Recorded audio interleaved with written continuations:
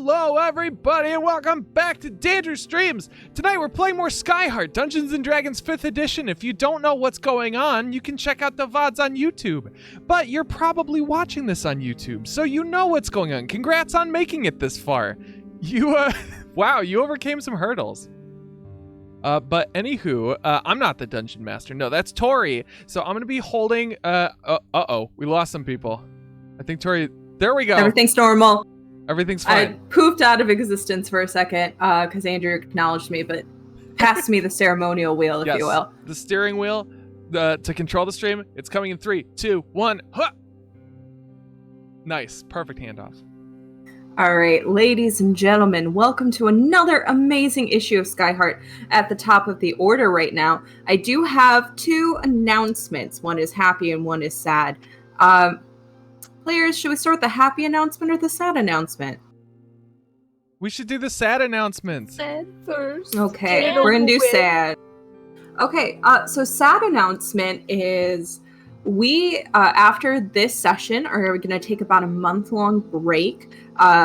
Various players, and including myself, have some stuff happening in our personal lives, so we just kind of need to take a minute. So don't be sad that we're gone. Just rewatch the VODs and then figure out the entire plot, but don't tell the players, and it'll be the secret between me and you guys, the viewers. Oh. Wink. And if you're watching the VODs and we've already finished the season, then you don't have to experience the month-long hiatus. You can just follow your heart. Just skip to the next video, you dingus. You don't exist in our timeline. So that is our sad announcement.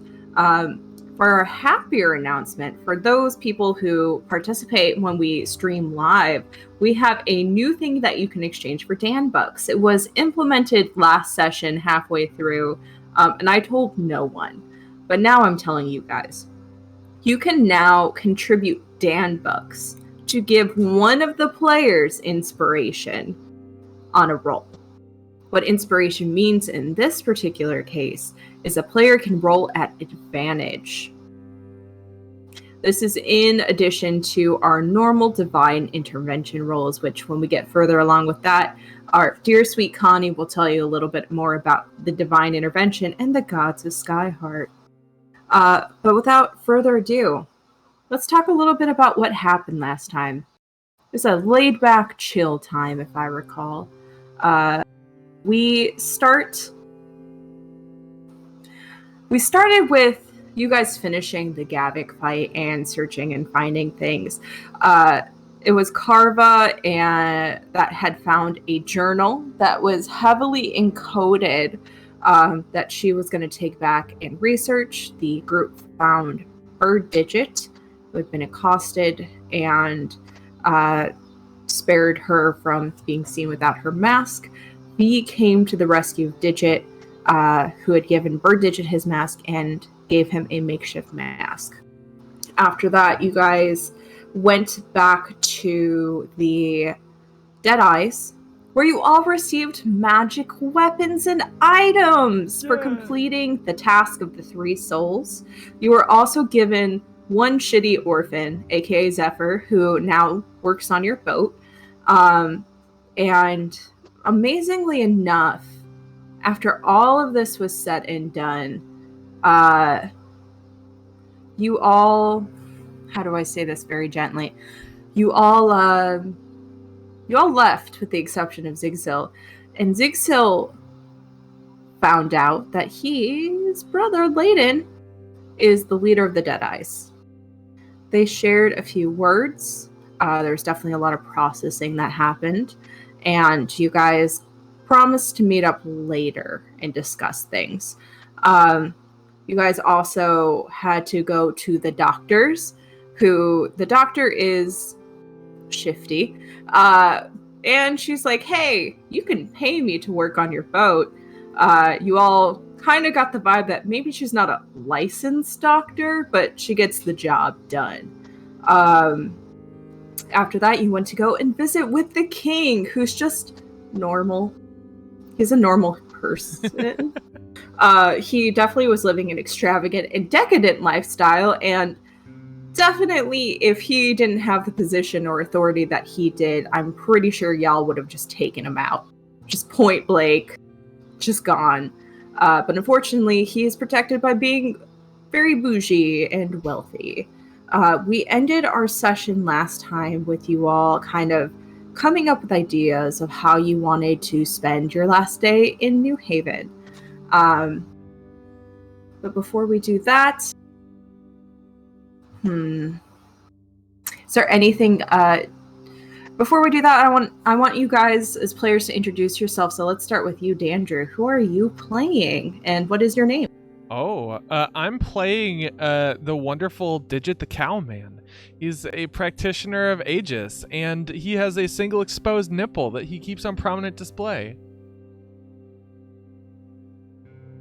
That's perfect. That's all you need to know about him. It's pretty sufficient.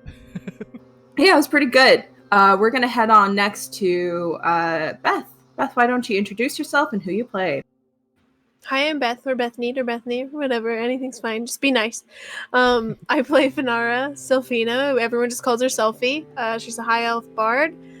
She's 117 years old, meaning that she used to live on the surface before everything happened.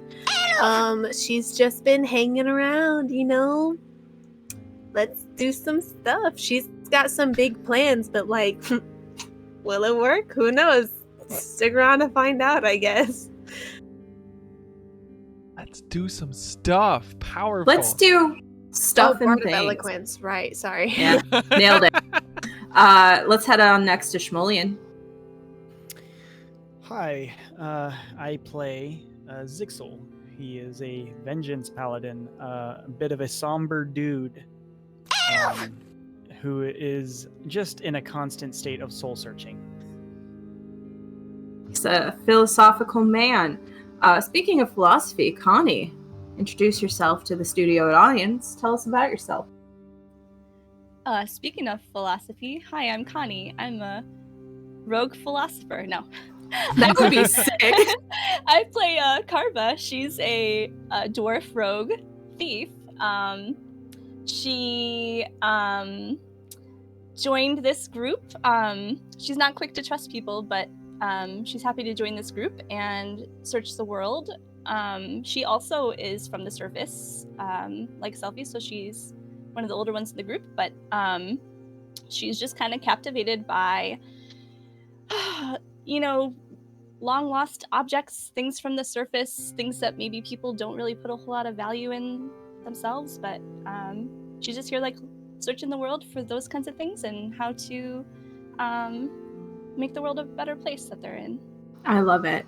Dwarf. And finally, last but not least, Liam, take it away. Oh god, no, how could you put me on the spot like this? You. Hi, my name's Liam. I play the half-elf artificer V, who likes to summon cannons, shoot people, and be a complete smartass to people with no apparent reason. Fantastic. All right, my sweets. Let's begin. As always, you begin on the island of New Haven. You're standing outside of the king's castle. The sky is bright and blue. The sun is high above you, and that is an indication that it is noon. You have the rest of the day. And if you choose to, you can stay for tomorrow, or you can choose to leave right now. But I believe you guys had stated there's a few things you want to do. So why doesn't everyone kind of tell me, because I feel like we're all going to kind of break up to cover more ground here. Starting with who I can see at the top of my screen. Beth, what is it that Selfie wants to do? And I'm going to write this down, and then we'll make some rolls. Oh, high pressure. Well, there are a few things. Selfie is probably going to try to think of something to help the people of New Haven. She'd probably like to go talk to the Azure Takers about trying to get them to be a little more active in helping the people on the island. And then she also wants to try to talk to Zrock about, like, hey, everyone knows you, and you seem to have a lot of, like, political power here somehow. What's that about? What's going on there? Please tell me. Because I'm your friend and I care about you. I just want to know what's going on, because if you can help, we should do that.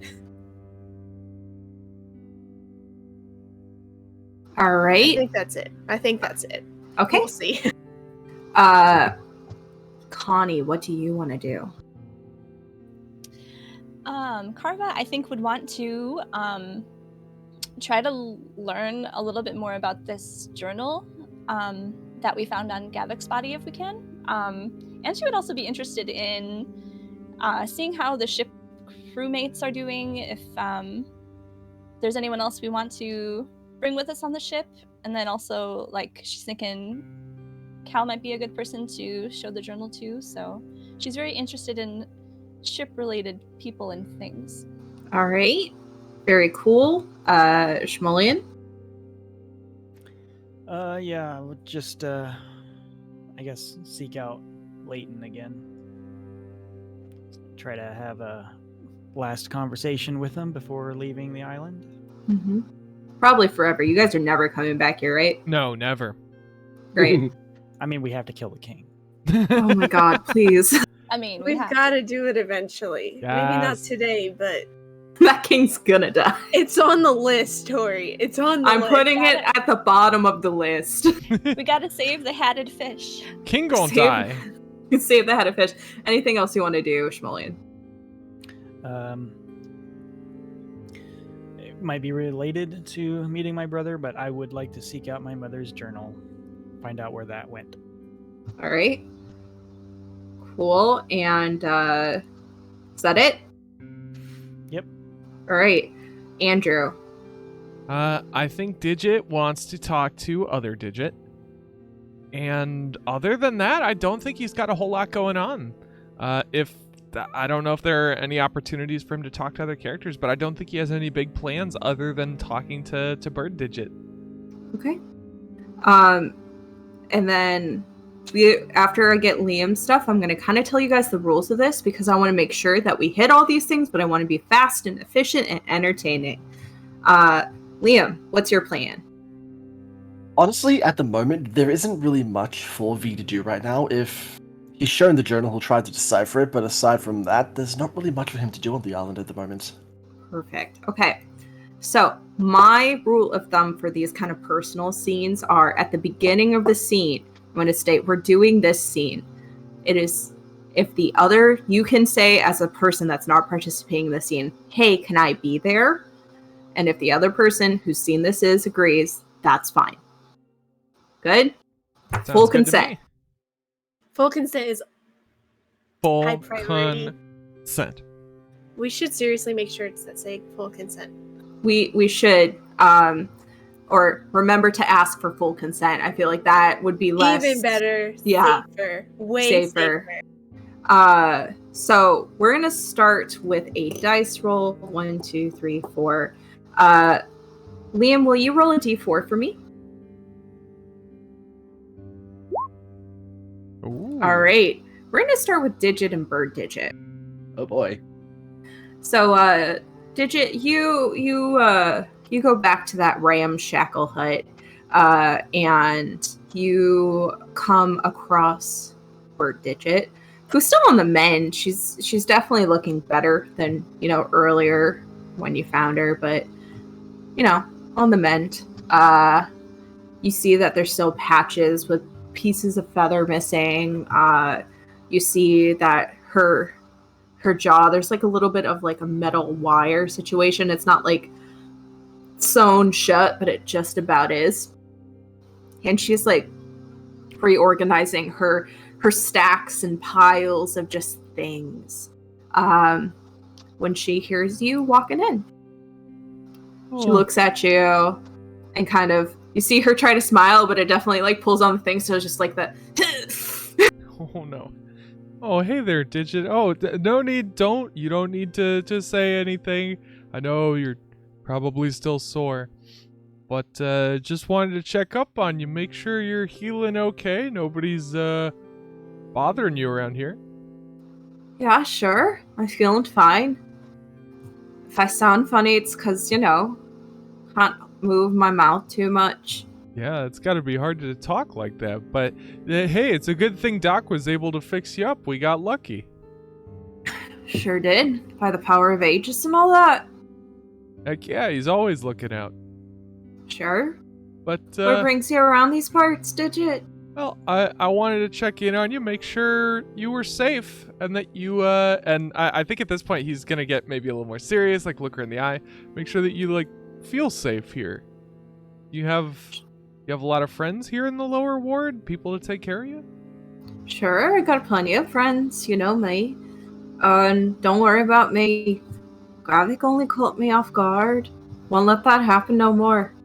Next time I'll punch him real good. Fine fit now. Can I roll an insight on this? You may. Want to see if she's putting on a brave face. 25. Ooh, that's an almost nat 20. With a 25 and your kind of history with Bird Digit, what you glean is the following. Bird Digit she's always been a little bit reckless. More often than not, during your training days in the academy, it was you who was physically lifting her up from fights that she shouldn't be in. And she's just like, I can do it. But in this instance, you see a myriad of things crossing her eyes. The first thing you see is there is that glint of fear, a glint of uncertainty, a glint of maybe I shouldn't pick fights by myself no more. But there's also a resolve that you have come to know. A resolve that you've seen in many of your allies, many of the people in the academy. A resolve that you saw in Dyer, in the eyes of a half-orc woman, although twisted, a resolve.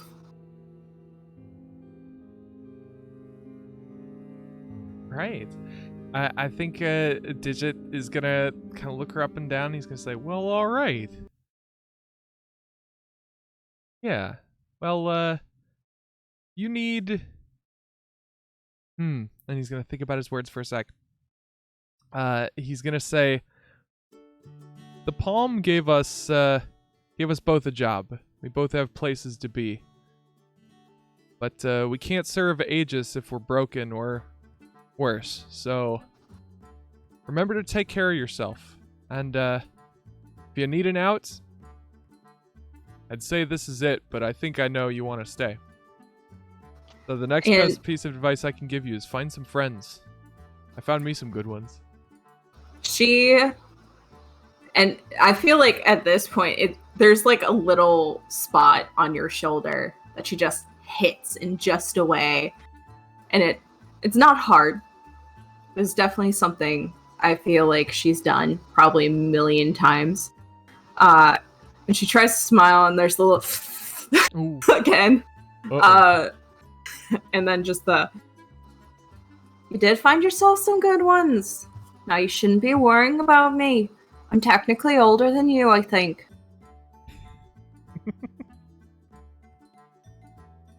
You know, you got a point. You are a little older than me, so Came to age faster, so. Yeah, you've reached a fine, mature point, I believe. So then, do you have any advice for me then, oh wise one? Oh yeah, certainly. When someone says you can't go into a place, just means you have to sneak in. That's what these are for. And he points to his horns. Not much. Those for are sneaking horns. And how? Well, I just wanted to check up on you, make sure you're okay. And I think we're going to be shipping out soon. So we might not see each other for a while, but stay in touch. I like your letters. I'll send them to you. I'll miss you, Digit. I'll miss you too. Hey, we'll be back together again someday. Maybe on Aegis too. That'd be lovely. You should bring all your friends. Especially the Aegis-hating one. I think he'd love it. I would pay to see that. I would pay you. And she reaches into her little thing and pulls out a doll made of wicker and straw. Pay you this in advance if you can get him on the island. All right. I'll take it. What's the full package? What do I get? You can pick whatever you want from my treasures. And she points back to the hoard of just fucking stuff. Oh, ho, ho, ho. You are gonna regret this, my friend. I don't think I will. Well, I'm never one to shy from a challenge. All right, we're gonna get V on Aegis. Well, the first step of that plan, I think, is maybe try capital. So, I think we're gonna be heading out. You take care of it's pretty much Aegis, except with all the Aegis bits. You haven't been to try capital. No, haven't. Oh, it's a mess. And he's gonna give her a pat. Ah, man. All right, so I feel with that is a very great place to stop here. I'm gonna roll. Connie, roll me a d6.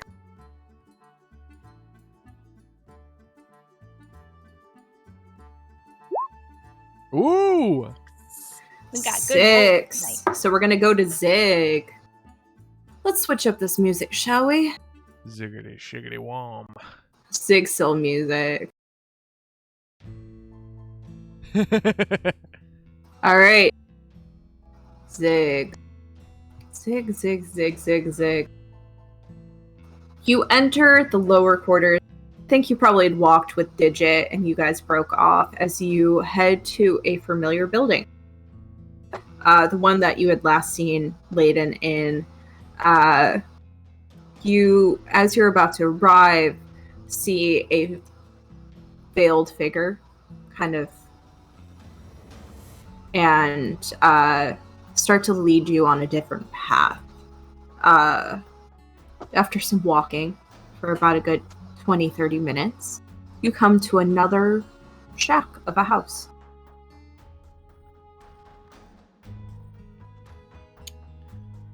All right. I guess I will step inside. You step inside and you see a veil, and you see a light, and you see the silhouette of a man.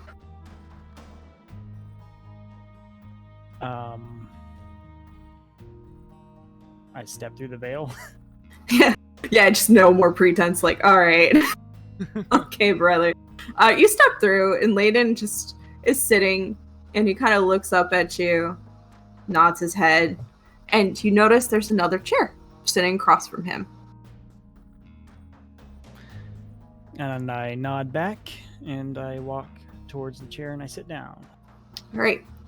You're sitting face to face with your brother. You're just out of arm's length, and he is just out of arm's length. And between you sits a tiny wooden table. There are several blocks of wood, all in the process of being whittled down. You see off to the corner, against the wall, there's various different rucksacks that are lined. And just over your brother's shoulder appears to be a feather that's been hung from the wall.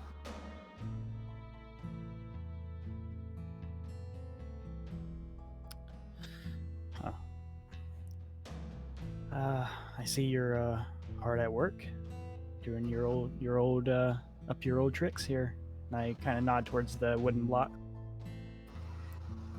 There's many things that we must do. We must never rest. But one of these is for myself.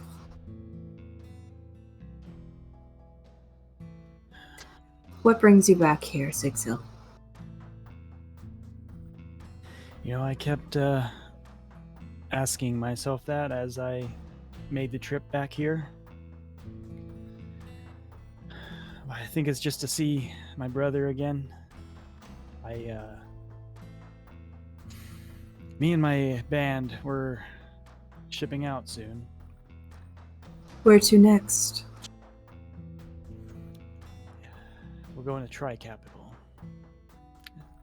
It's a bit of a shithole little island, but anyways, I didn't get to talk to you very much about what happened with Gavik? No. We were not able to speak. You know, most of my life, I kept seeing that creature's face. In my dreams and my nightmares. And what he did. Hmm. The very first smell I remember smelling is that smoke.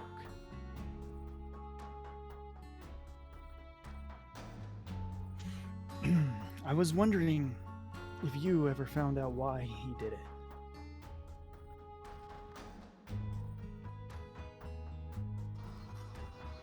We do not know the intentions of a madman.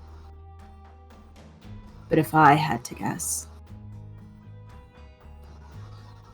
it's because Dad would say no.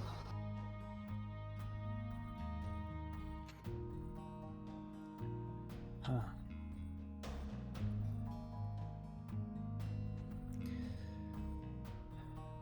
You know, I keep thinking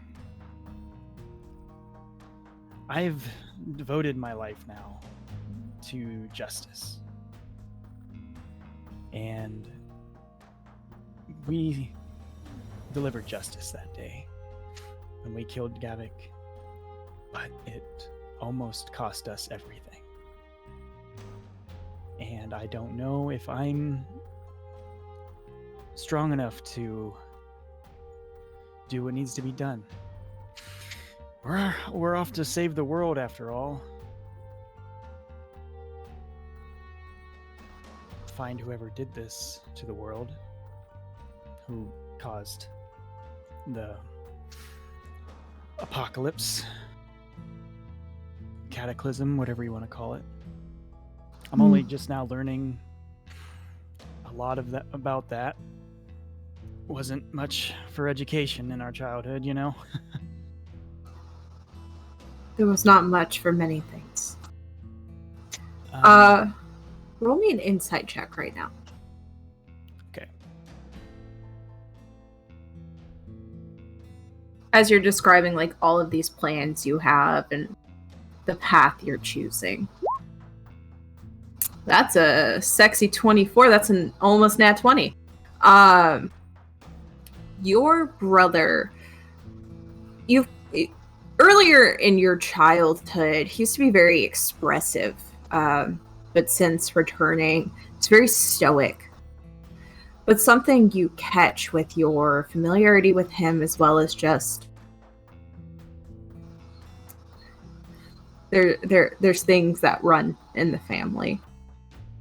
There's a little wrinkle of his brow when you talk about these grand plans, these ideas, justice, and how it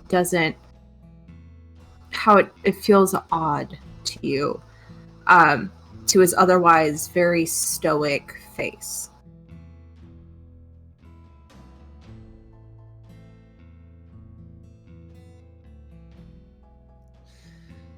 I guess noticing that, I kind of realized that what I've been saying, and I kind of look at him and it seems like you've kind of found your own measure of justice here. We are in the service of something grander. And you see he's playing with his hands now, hovering just above the table, a few inches away from the whittling knife. But he's still standing with sitting with a very relaxed posture, but you're seeing this weird tension in his hands as he tilts his head and kind of looks at you appraisingly. We wish to see you returned. I want to make sure you're safe. So, we are to grant you something in a moment of need.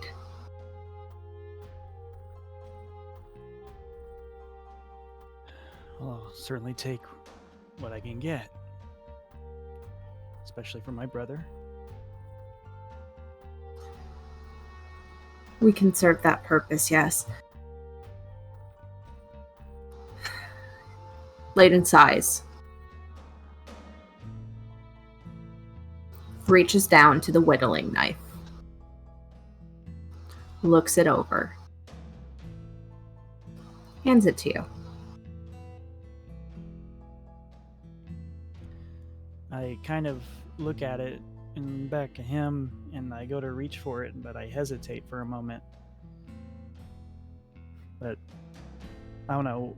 Can I see anything in his expression about giving me his whittling knife? Make me an insight check. That's nat 20. Nice. That's a nat 20. It's a big old nat 20. Big ol' nat 20. Nat 20. You see two sides, almost. A brother. A big brother who had lost his younger brother and all of his family. To see his little brother return and then his little brother leave past the borders where he can protect him. Past where he could shield him. You see that side. With a nat 20. We were 4 nat 20s here. You see something else in those eyes. Cool. Calm. Detached and zen-like almost. With the faintest calculation behind it. So I'm gonna reach past the knife and kind of just lay my hand on his hand, kind of connect our hands together, and I'm gonna look him dead in the eyes and kind of dead in the eyes. Yeah. Nice. And kind of try to pierce through that other side and get to my brother and kind of just be like, calm, but you know, when I left last time, and I know this is stupid, and I know that you can't,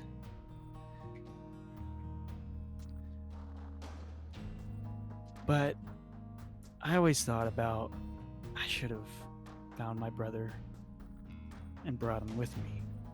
And I look him in the eyes even more piercingly.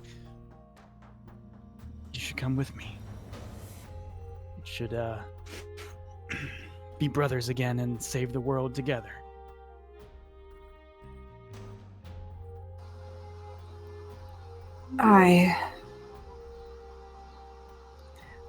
We cannot leave here.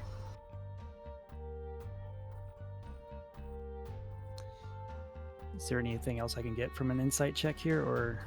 With that nat 20, I will keep it. There's 2 parts. Your brother wants to go.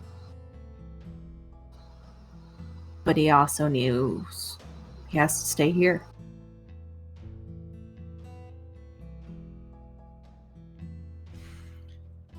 Well, in that case, I let go of his hand. I take the knife. I kind of lean back. And I'll someday.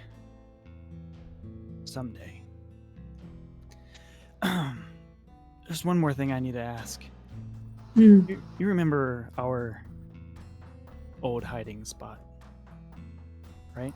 Yeah, I remember it. You know, I left our mother's journal in there because I was going through some stuff and I thought, well, I don't need this anymore, but I want that journal back. happen to know where that might have gone? We know. Layden stands up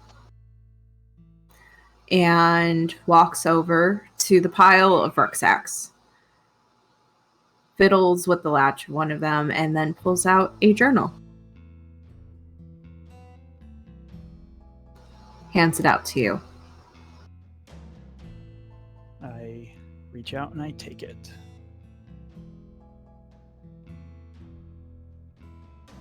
And at this point, I think Zigzol is probably just... He's happy to see his brother, but he's obviously unnerved by whatever is got him. And he kind of looks at his brother and says, "I will be back." And with that, I walk out. You just hear very quiet. I know. All right, we're going to end that scene there. I'm going to make an executive decision here.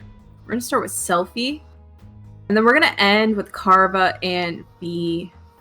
We're going to do Carva and B last, because I feel like the stuff you guys are going to learn is it's really going to change things. So we're going to start with Selfie. Hey.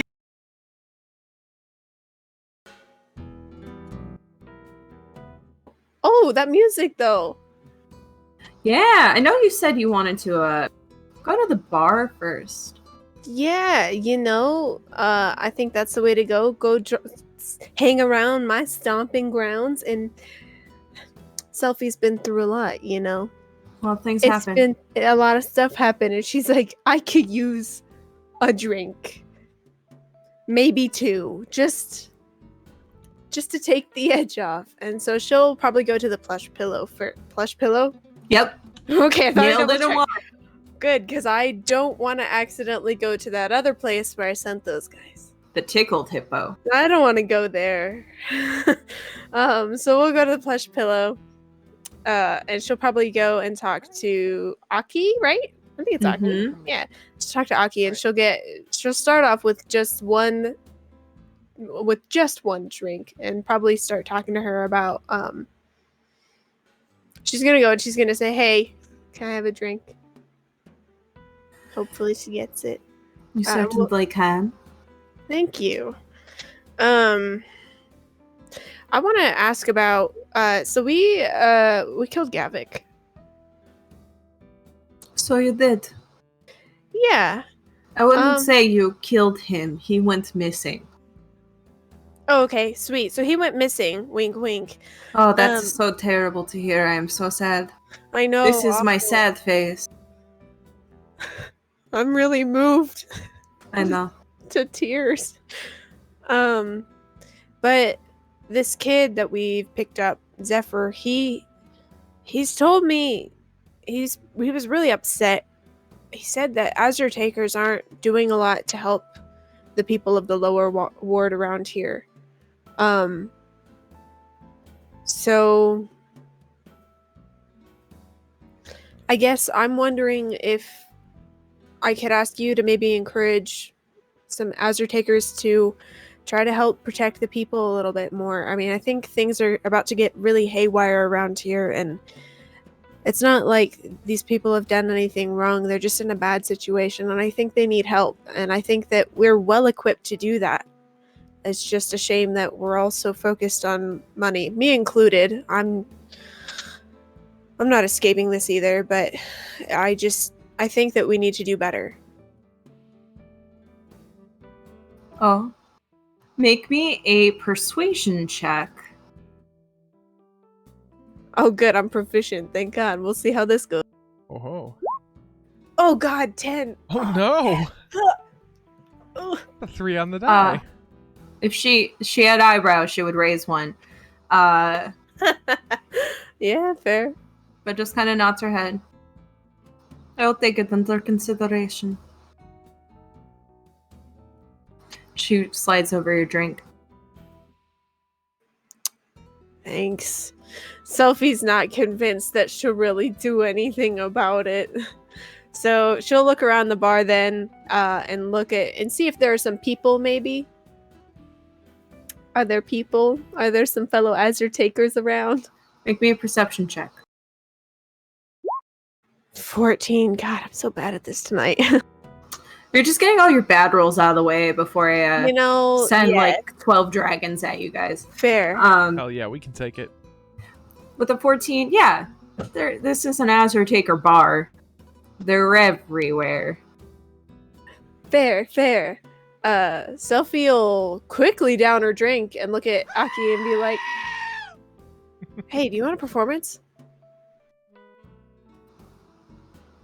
Free, Like nothing for it.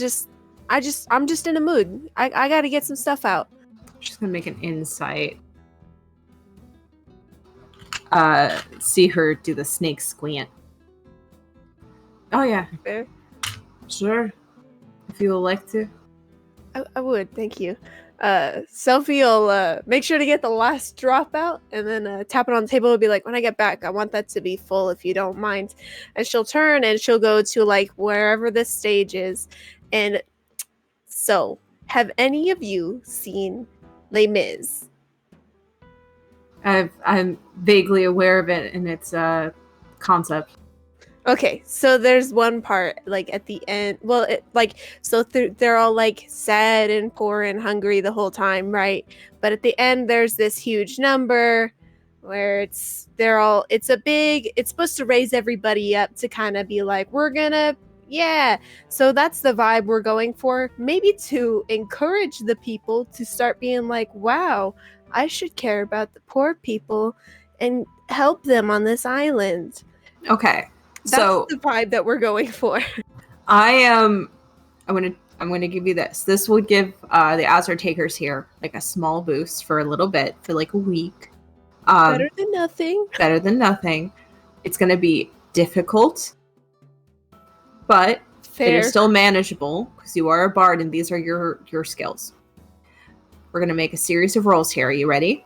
Oh boy, alright, let's go. Oh, here it comes. Start with performance. Oh, 9. Oh, that's so bad. Yikes. Roll me a persuasion at disadvantage. 21. All right. And just roll me a general charisma check to see how long lasting this is. Okay, let me double check. Is that right? Yep, that's Okay, good. 19. Okay.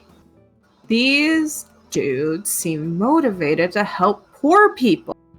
Yes! At least, yeah. How long? Like a week-ish? Yeah, I would say Hey, a week. You rolled sweet. pretty high.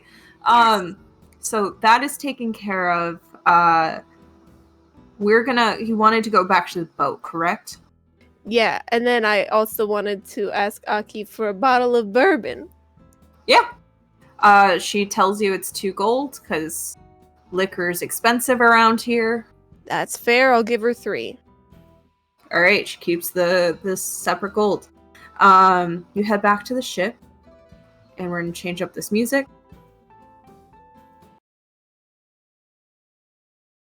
All right. You want to go see Zrock, right? Yep, we're sad. This isn't love music. Oh No, no. it's not. It's Give me a okay. second. That's sad music. Are we no. feeling sad?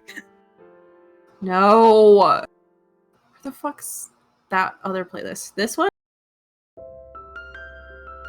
Ah, there we go. We start with this one and then we get sad. All right. Okay, so first off, Selfie's probably gonna hide the bourbon. She's not gonna just like willy-nilly have it out. Yeah, He'd probably avoid me if I did that. that's true. I would say the sun is setting by this point, and things are starting to get a little bit more serene. Everyone's filing back to their homes. And the crew of the ship all seem to be occupied by something that probably is happening as we speak and earlier today. Just kind of going from there. So you see Zrock kind of making final checks before you guys depart tomorrow. Okay, she'll go up and be like, "Hey, how are the final checks going? They're going fine. You almost done? Sure. Like, how soon? Like now? Sure, or like in a few minutes? Sure. What do you need, Selfie? I just want to talk. Is now a good time? Can we I talk can- and check? Yeah, okay, sure. All right. Well, I just so I've noticed a lot of people know you on this island, and like I knew you said that you had a reputation, and Yep. like that's fine. That doesn't really, you're you. Yep. I just want you to let me stay close so I can watch you become who you're becoming, and I think that's a really good person. And anyway, He leans down as you say that and gets very close to your face. And you can see the stubble has kind of grown out on his jawline. And you see his eyes kind of like focus in on you. And then you hear a, "Have you been drinking?" Not much. All right. What? It's been a rough few days. I believe it. I've heard a lot of shit happened. Yeah. Want to talk about it? I mean, yeah, but I also want to talk about you. Why? Oh, 'cause I want to know you better. What if I don't want to talk about me? That's okay then. Sure. But when you're ready, will you? Don't think I'll ever will be. Selfie will think about this for just a moment and just be like, all right, but you'll let me know you now, right?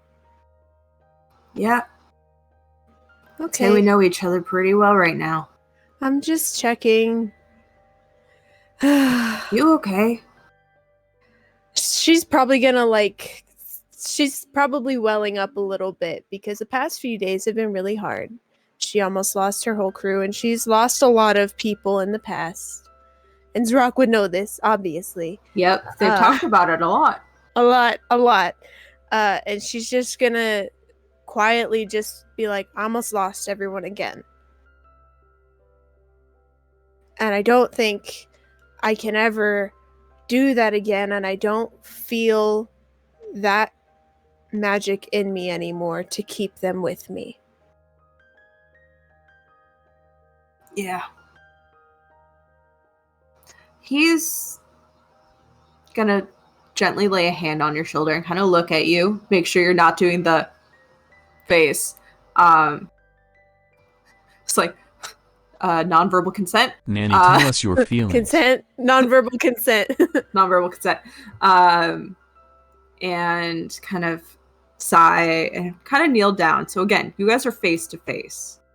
And there's a little gentleness that catches features as the sun dips below the horizon and it casts that warm glow across you both. Damn, you're really setting the scene, Tori. Damn right I am.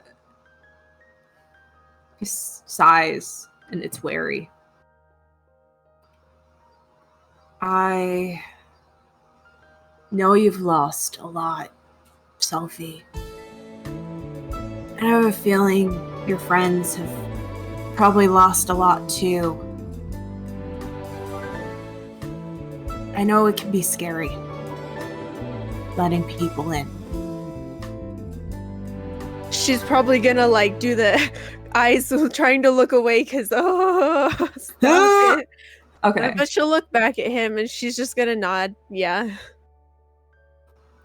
But that's what makes this all magical.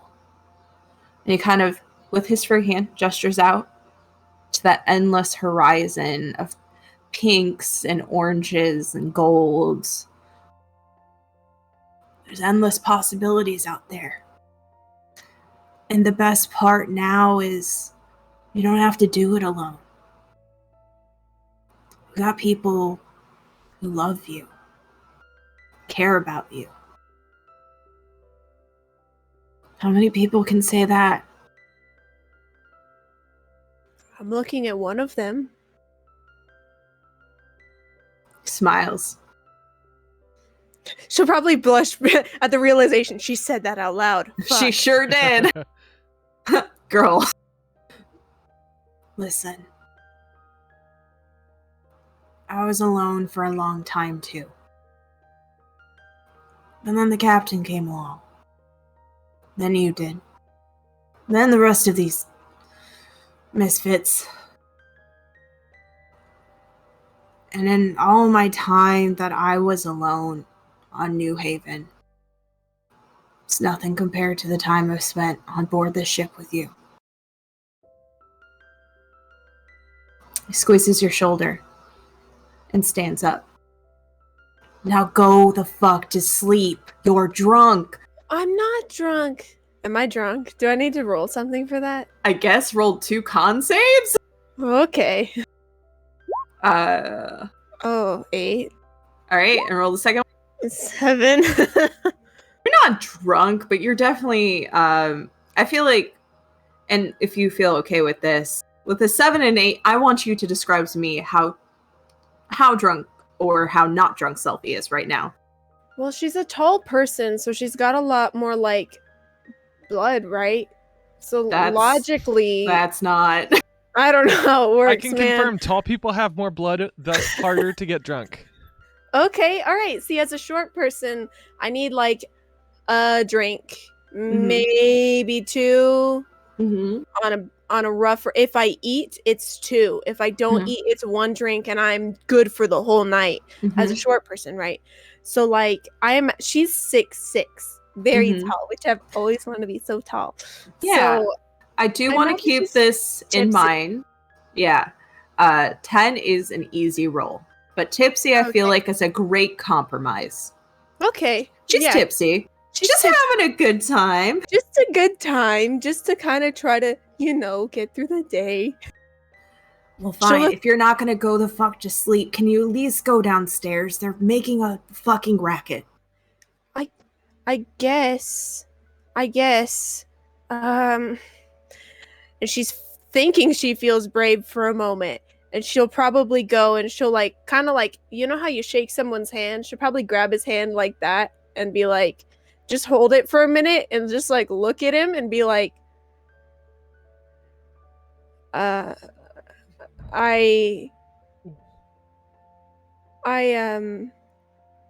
I bought a bottle of bourbon if you want it. How about this? If you can get those... if you can get everyone downstairs to be calm for 5 minutes, I will have a drink of bourbon with you. Okay. 5 minutes. All right. Okay. And she's gonna go right away. She's going right away. She's gonna squeeze his hand and be like, "I'll be back." All right. And we're going to cut the scene and we're going to rewind to earlier in the day. But before we do, shout out to Fembot who just entered the chat. Hi, And you Fembot. love us. What up, Fembot? Whoop, whoop. But All right. So we're going to cut to earlier in the day. Carva, you, I think, came back early to start to kind of talk with folks.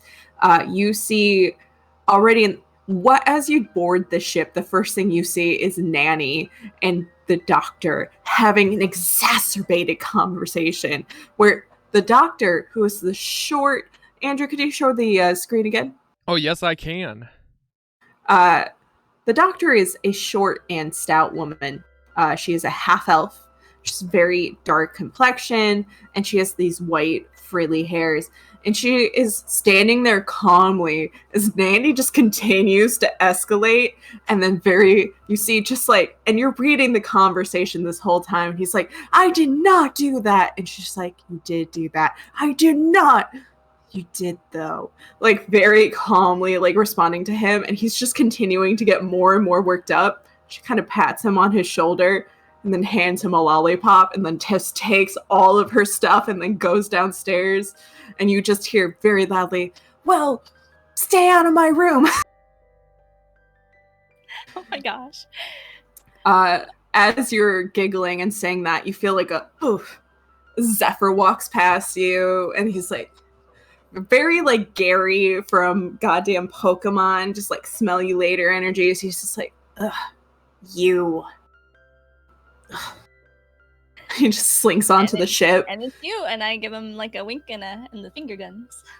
You're so embarrassing. Just wait. And those are the two people that have on board to your ship.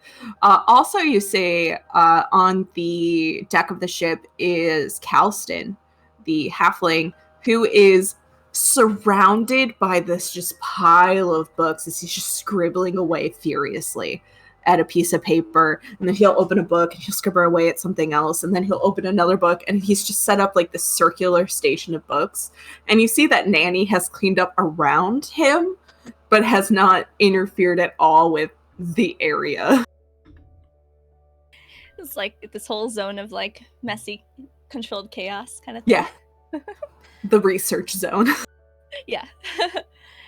Ooh. All right. I guess first I'll I guess approach Nanny if he's still around. You Quick. approach him, and he's already a hobgoblin, so he's already red, but you see like there's a little almost glow to him because he's just so flushed from getting so upset. And you like approach him, and you just hear like a "what do you?" and he sees it's you, and he's like, Miss Carva, hello. How can I help you today? Hi.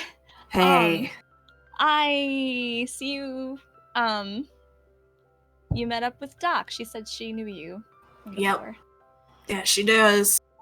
Has it been okay? And she'll scratch her head. Has it been okay that we've been sending people to the ship? Is that alright? I mean, no one's tried to kill us yet, so that's good. I trust your guys' judge of characters. Okay. You know? How are you doing? I feel great. I drank water today. Slept a whole 3 hours. That sounds wonderful. Yeah, I'm restored. Well, I'll let you get back to your work, but I just wanted to check on you. Sorry we've been sending a bunch of people your way, but I think that we're gonna find all these people useful. Listen. You guys have a good judge of character, and a ship with just us is sorely lacking. We're not going to get through whatever mess we're going to get into if we don't have, people at our back. We're all in this together, right? Yeah, I think we're all in this together. And Carva feels like she's getting like jiggled while she talks, and she sees that Nanny's getting jiggled as he talks. I'm just kidding. Yeah, Sanders playing with paper dolls. No. But I'll leave you to it. Maybe you can show me a little bit later how you kind of like check the boat out. I'm kind of interested in that. Maybe Yeah, for sure. Being more helpful on the boat. Yeah, I mean, if you want to help out, I'd love that. Yeah, come by this evening, and I'll teach you a thing or two. All right, I'll be there. See you later. Yeah. So where do you go next? Like, what is your intention next? Do you want to talk to anyone else on the boat, or do you want to start with the journal? I think I want to approach Cal and see if there's some kind of like a little window just to say hi and check in with Cal. You look up at Cal, and he just looks up with you. Like, let me know if y'all have done this. Have y'all ever crammed for a final or a midterm, and you get so deep in the zone, and then someone says something, and you're just like, Mm-hmm. Yeah, I do that with work a lot too. Yeah, that's the energy he gives you. He's like, oh, hi, Carva. Look, I found this. It is the study of a plant. And did you know that people would poison people with these plants, but then they would just die? They say they die of stomach aches. And Then they would inherit all their money. Plant. Oh my gosh. That's, I mean, That's I haven't, weird. I've never That's heard bad. that before. That's I kind of a bad way to go about things, but hey, yeah. maybe they deserved it. You never know.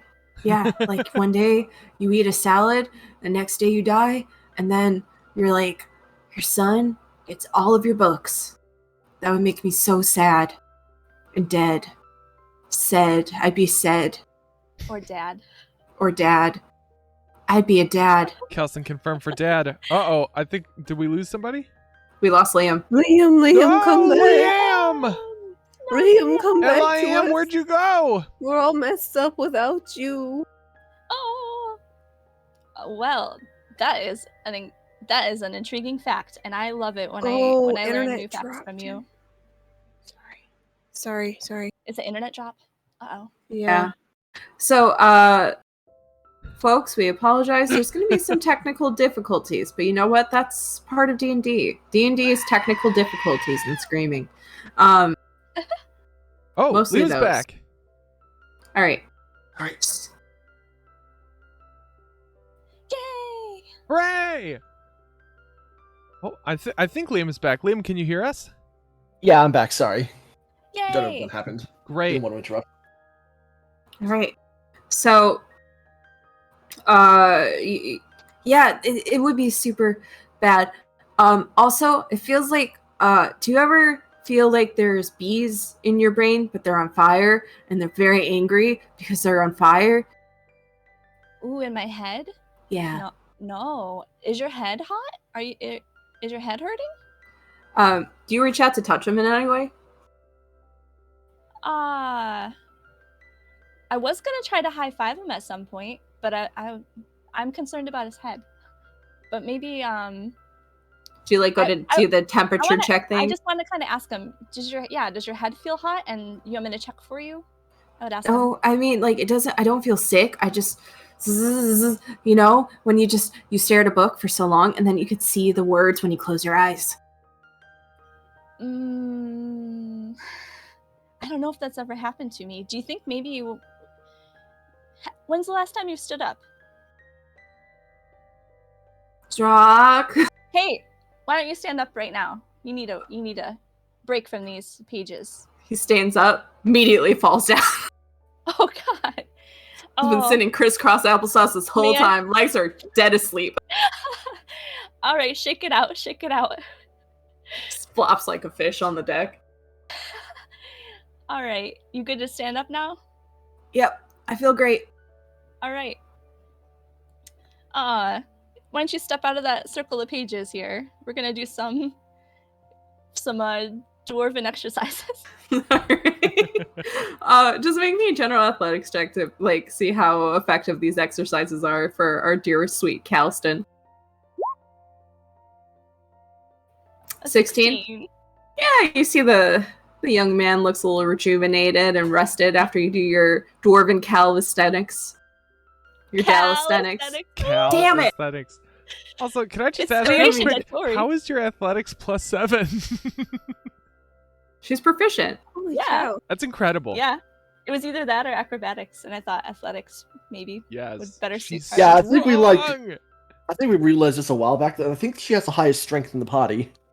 Mm-hmm.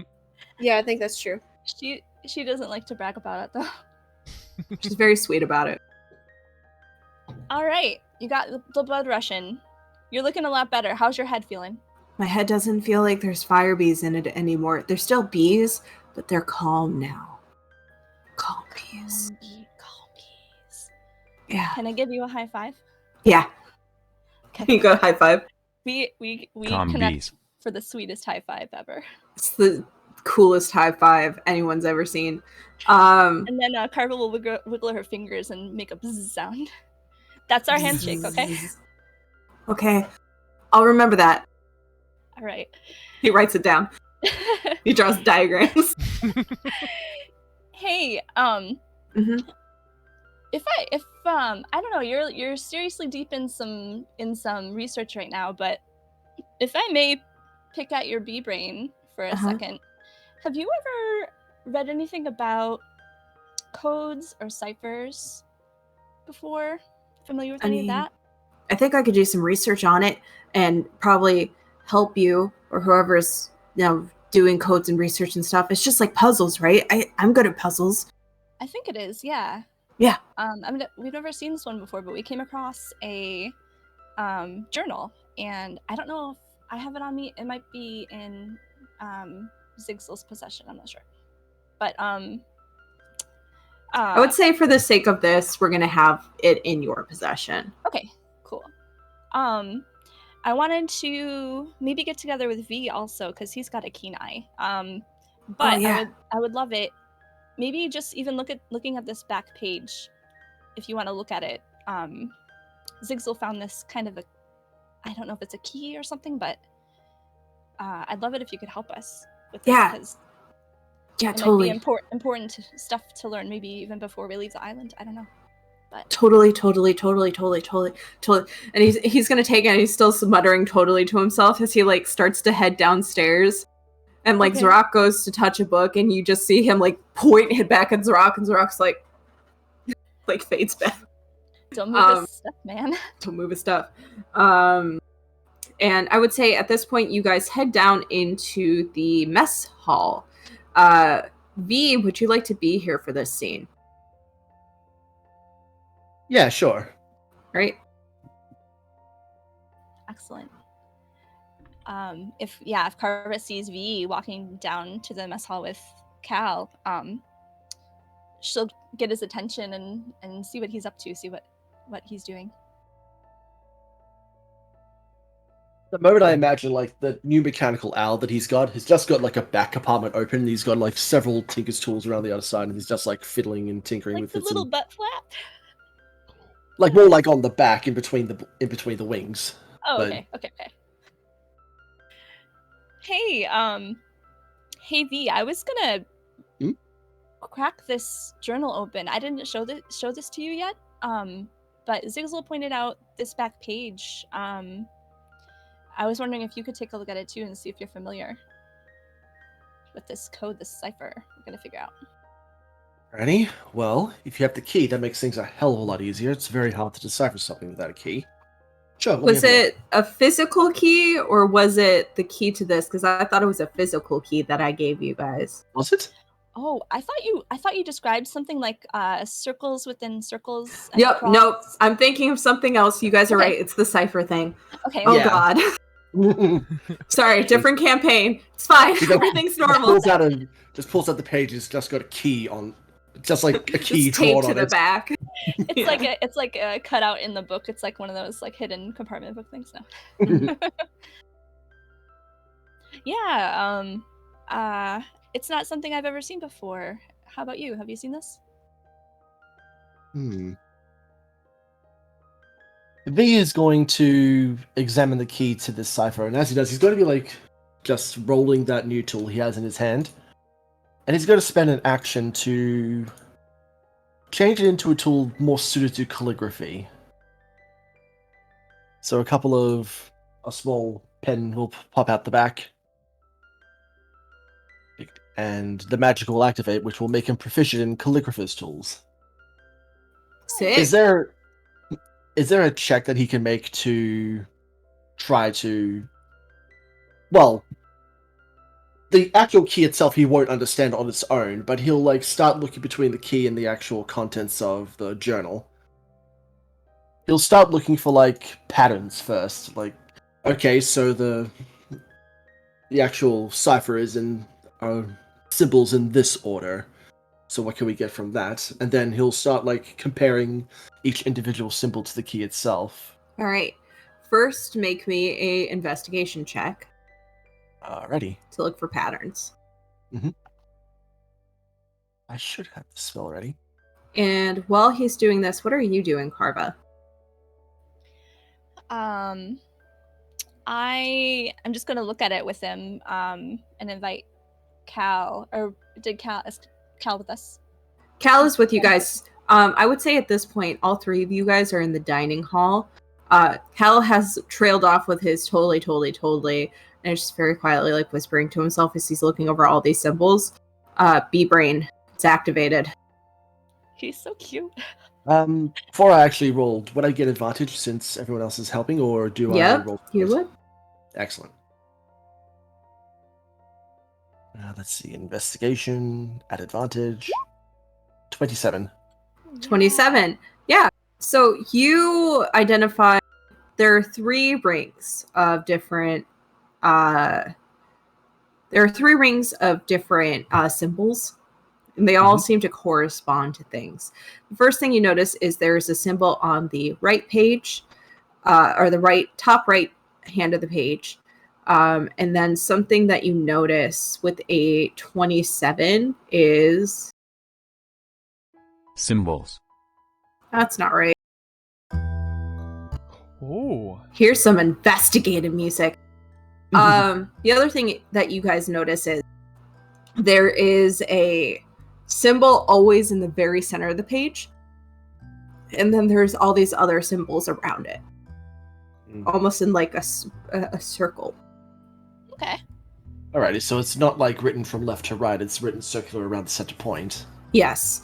The other thing that you would know is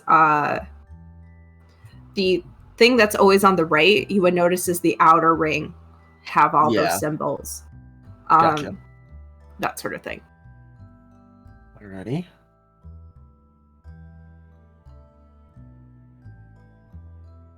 Without a visual reference, it's a little hard to put into words. So we're going to say outer ring, inner ring. So outer ring, middle ring, and inner ring. Gotcha. So the outer ring has the symbols on the right hand of the page. That's left, right. Right hand of the page. There is a symbol in the center of the page. And then there are all these symbols kind of wrapped around them.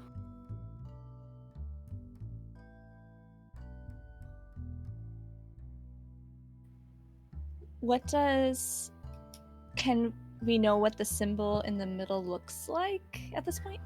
Yeah, I'm going to draw you guys a picture. Do we see that in the journal anywhere? Yeah. So I'm going to make a new page. I'm going to transfer you guys to it. And I'm going to draw some stuff. So this is what everything looks like. Y'all see the blank page? Yeah. Yep. Yeah.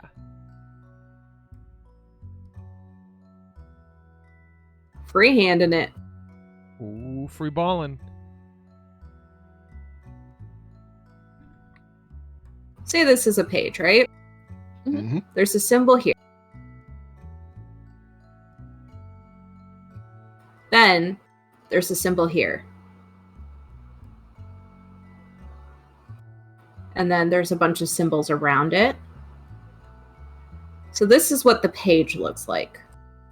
The key itself looks like this.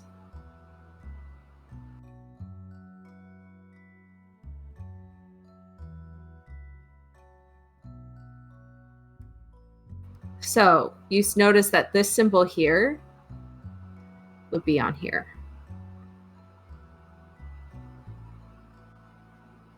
Okay. And there's other symbols. Square. Sad face. Heart's medicine. Symbols. A time to heal, etc. Okay.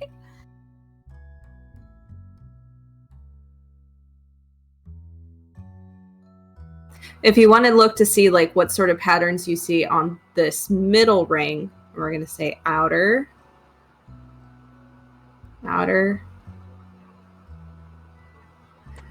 middle, and then inner. If you want to see what patterns you can find with the middle and inner ring, that's going to be another investigation check Ooh. to crack this code. Crack it wide Okay. open like egg. Mm-hmm. And this is all written on one page, right? It's not like separate pieces that can be moved or anything? We'll get to that in a second. Okay. Anyways, Okay. Is the Are the symbols on the journal pages the same for every page, or do they change? So the symbol in the top right corner changes. The symbol in the middle stays consistent. Mhm. I'll give that to you with a 27. And then the symbols around it are different. So the symbols Okay. in the spiral are different. Okay. Oh, I would say, and I think this is very important, the middle ring has all the letters of the common alphabet. I'm not going to write those out because we don't know what common is. Mm. That's fair. Do the number of letters in the common alphabet match the number of symbols in the middle and outer rings? You see there are more symbols. There's less symbols in the outer rings. And there's less symbols in the inner rings. There seems to be more letters in the middle ring. So I'm going to write that down. Okay. So less.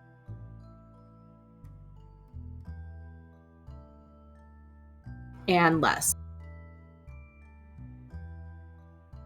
What about when you combine the number of symbols in the middle and outer ring? Do they equate to the letters in the center?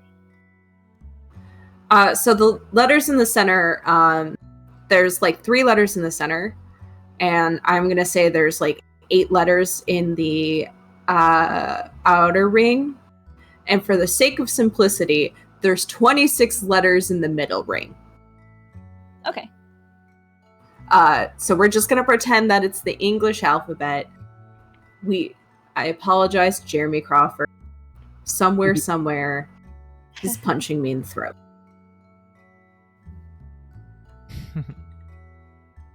And if you guys need a hint, you can make me an intelligence check. Yeah, I would like to make an intelligence check just to, like, as I'm getting my eyes on it a bit further, if I've seen these before. Puzzle, that's the way we spell puzzly. Puzzly. Puzzly. 17. The 17. So at this point, I think Cal is leaning over your shoulder, V. And by that, I mean he's standing on a table, leaning over your shoulder to look at the journal.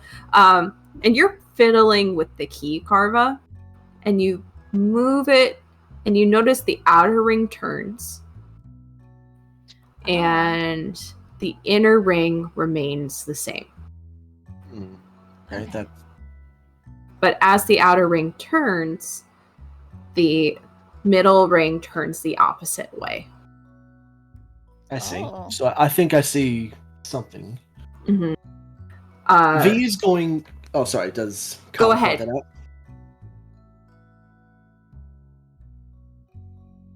Oh, so Carver points it out. Okay, so. Oh, sorry, yeah. I will point that out. Like, hey, this Oh, moves. sorry. Sorry. So, that's fine. V will turn the outer ring so the symbol in the top right of the page is the one on top. And it's also, that the symbol on the outer ring matches or is in the same position as the symbol on the inner ring. Mm-hmm. Alright. So proud of you, Liam. I'm sorry. I'm just so proud of you right now. You figured out my puzzle in 3 minutes. He did it!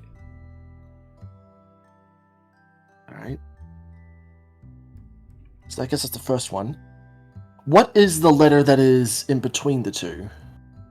So the letter that's in between the two, at this point, you start to write them down. And as you change the orientation of the one in the middle, each of the letters change and start to spell out a sentence. And for the sake of simplicity, I'm going to say this is what happens. V and Carva, you are going to spend the majority of the rest of your day deciphering these pages. I would like to know if you want to start from the top or the beginning of the book or the end of the book. Ooh.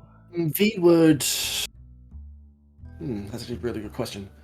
Well, I'm sure eventually all of it will become relevant at some point, so V is just going to, with his newfound proficiency calligrapher's tools, he is literally going to pull a light Yagami and decode the cipher with his left hand and start writing with his right hand at the same time. Oh, I was gonna say, as you guys are doing In this, both brains. Halston is with a piece of chalk writing everything you guys are saying down on the walls around the mess hall. Oh no.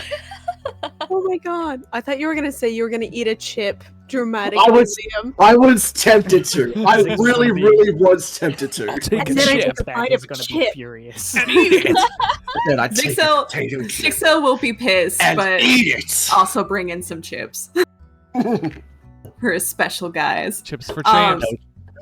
Oh, just see the epic orchestral in So the I guess background. I'll act like mediator. Like I'll be telling Cal what V is writing down.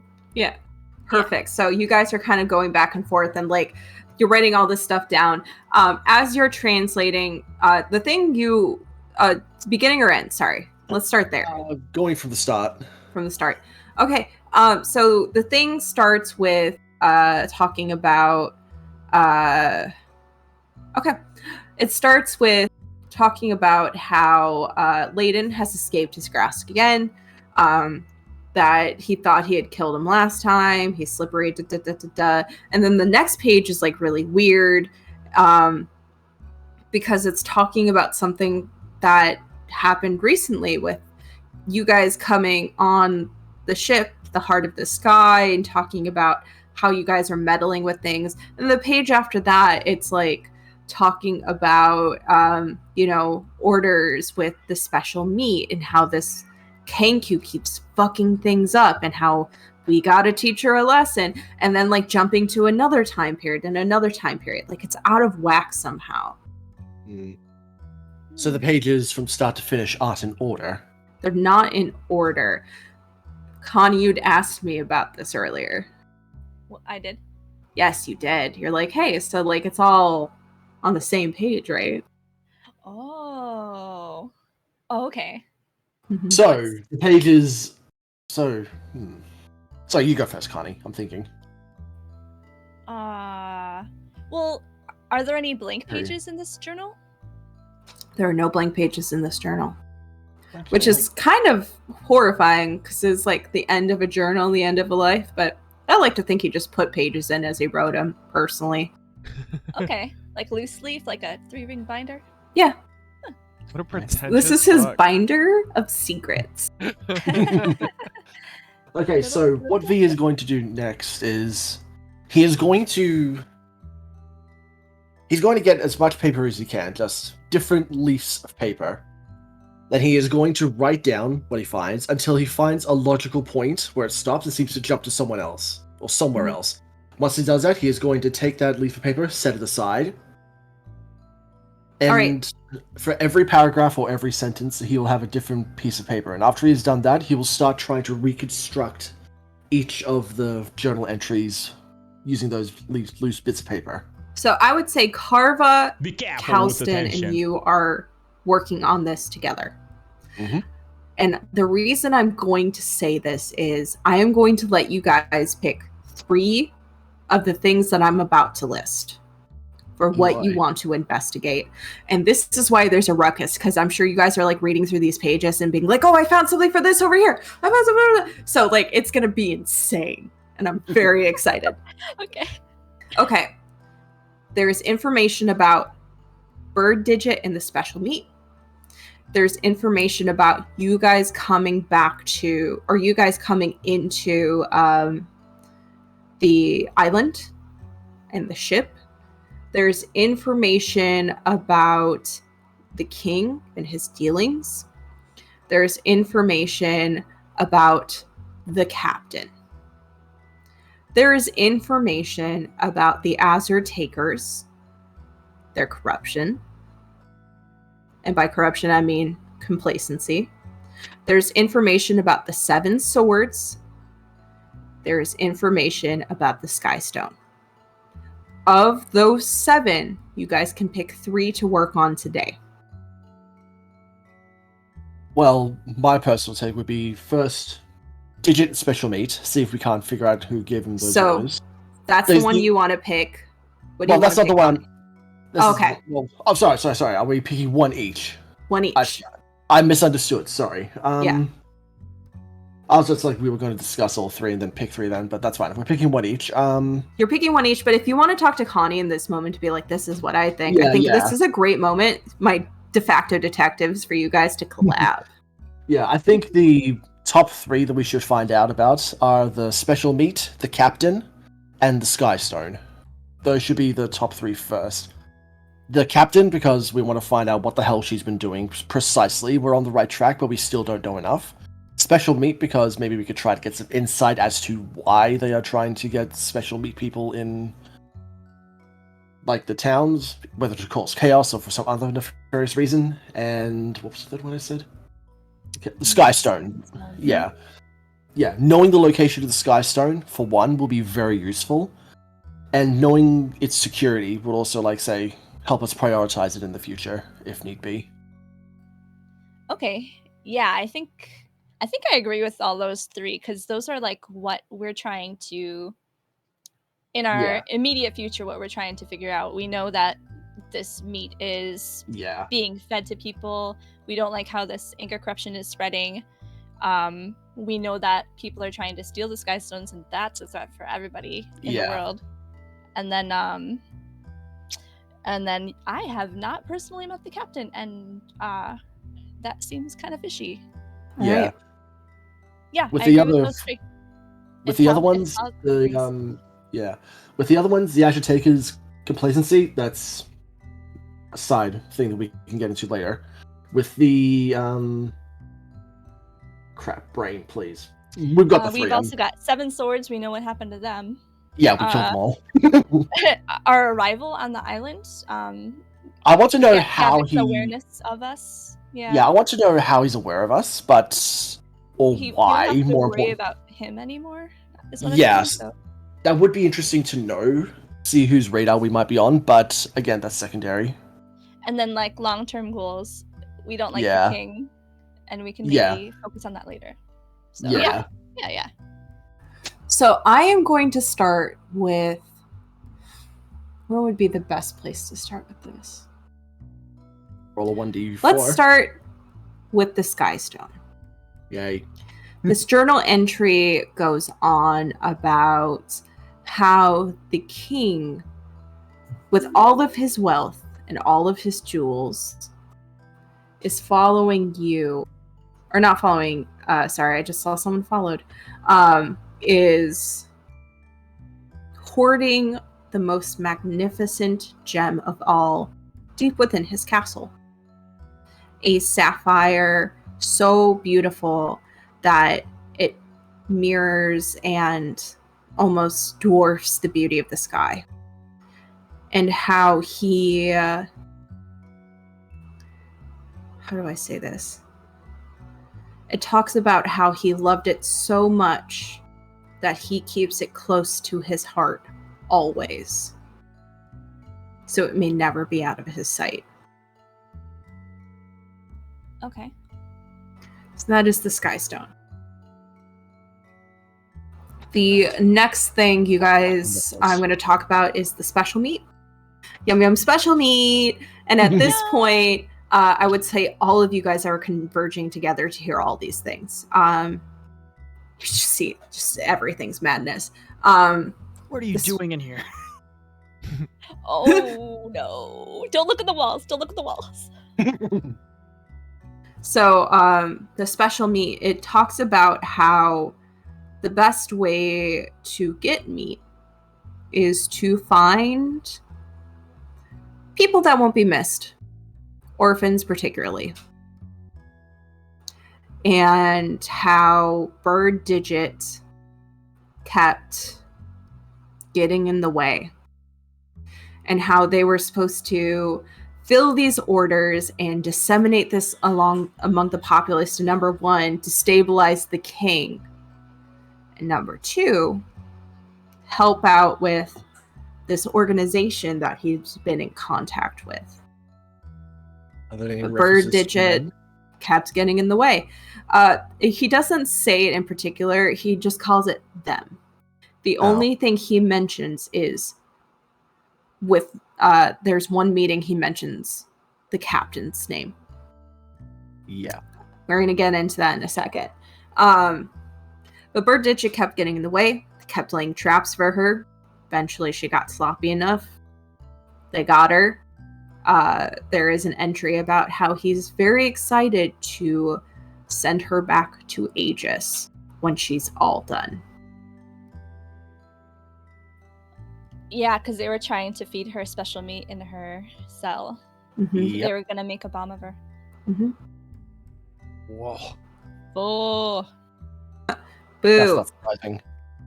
All right, and now the captain. The first entry about the captain is lecherous in its intent, talking about, oh, this is definitely someone I would like to bed, about how this woman walks between lines and doesn't seem to have an alliance to anything. Something really important that he notes is her appearance is so foreign from anything he's ever seen before, and how he would love to keep her for his own. But the more and more with his dealings with the captain, something you guys come to realize is he first calls her by her full name and then like gives her pet names and all that stuff. But as it goes on, it starts to turn into this hateful language. And he's talking about how that woman is pestering me again, and that woman's doing this and that woman's doing that, and she came in this disguise today, and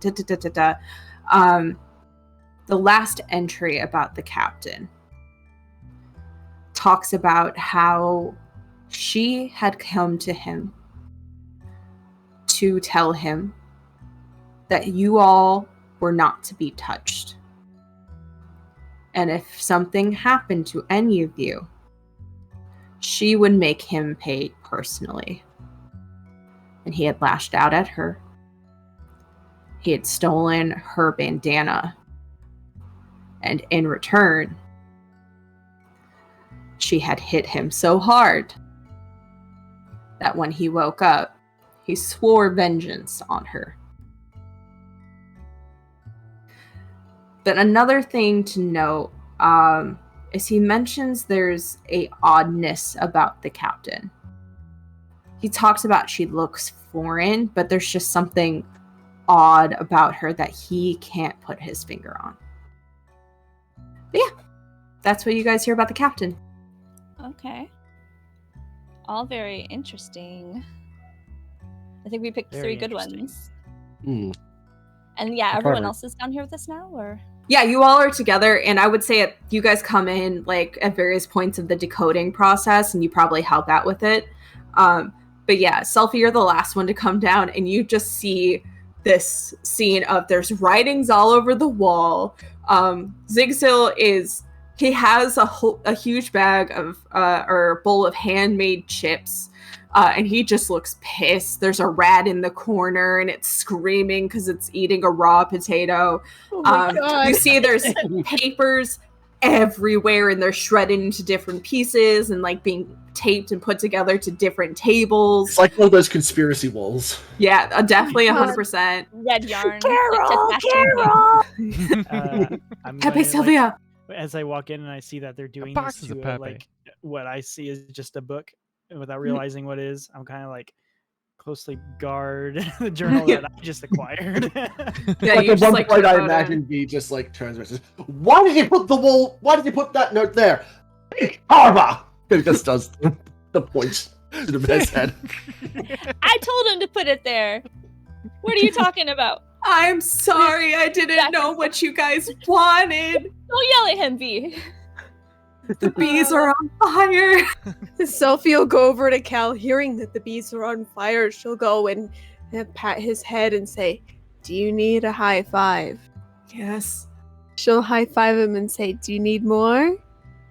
Can I get a high five from everyone? I'll make them do it, but first, I need you to start being quiet, just for me, okay? We're speaking in a normal volume. Look, we made this, and Okay. he's got to point to the Pepe Sylvia board. Wow, that's amazing. And Selfie's like, one-track mind, very focused on her task of shutting everyone up so she can have a drink with a very special person, okay? Wink. wink, wink. And she'll be like, "That's so great," and she'll quietly just kind of start like clawing her way into different like V's shoulders. She'll just like be like, "Stop yelling for one moment, please." I'm not yelling. You're yelling. Wait, no, I'm yelling. I'm yelling because I'm thinking. I'm being very quiet in your ear. All right. Okay. Yes, and why are you doing that? And she'll stand up. She'll be like, "All right, now that I have your attention, so I've got a deal for you guys. I need you to listen to me for just a moment, because I have some stuff to tell you. Because I think it's important for you to know so that you don't depend too heavily on me. Fair? Everyone consent to being quiet for a moment? I mean, that's not that much different than how I usually am, but sure. Yeah, that's fair. That's fair." And she'll just take a moment, and you'll see her start to get serious for just a minute, and she'll be like,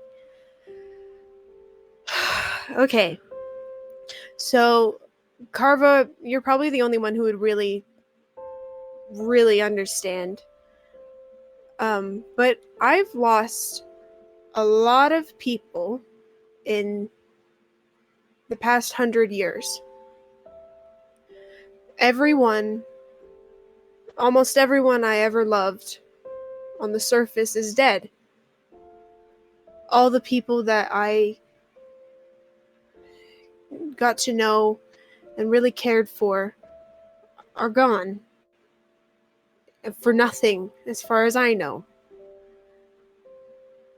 And I am getting to a point where I can't lose anyone else. And I almost lost some of you. And I know that we haven't known each other for long, but I care about all of you. And I don't think that I can continue to protect you the way that I was able to before. I don't feel that magic in me anymore. And so you can't depend on me to save you. I can't do that anymore. I can't. And I'm really sorry, but I thought you should know so that none of you expect me to save your life. And she'll be quiet and just kind of let it sit for a minute to open it up to anyone. Well, I suppose it's a very good thing I just finished Silvio over there. And then the owl will like float over, sit on Selfie's shoulder. It'll turn its head towards her, open its beak, and a tiny needle will pop out. What is that? A new device I've constructed. With this device there, it'll be able to inject you with a healing substance. So At any point. Just give it healing potions? Or...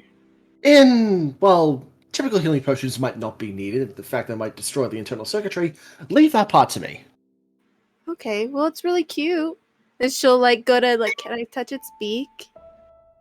Like, you touch the beak, it closes, and it doesn't... It's weird. At first, it looks like a normal owl, but then when you, like, get a really good close of it, it's not moving at all.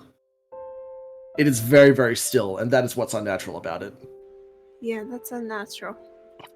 She'll be like, well, thank you, V. That's my explanation for having cure wounds, because I can cast spells through my owl.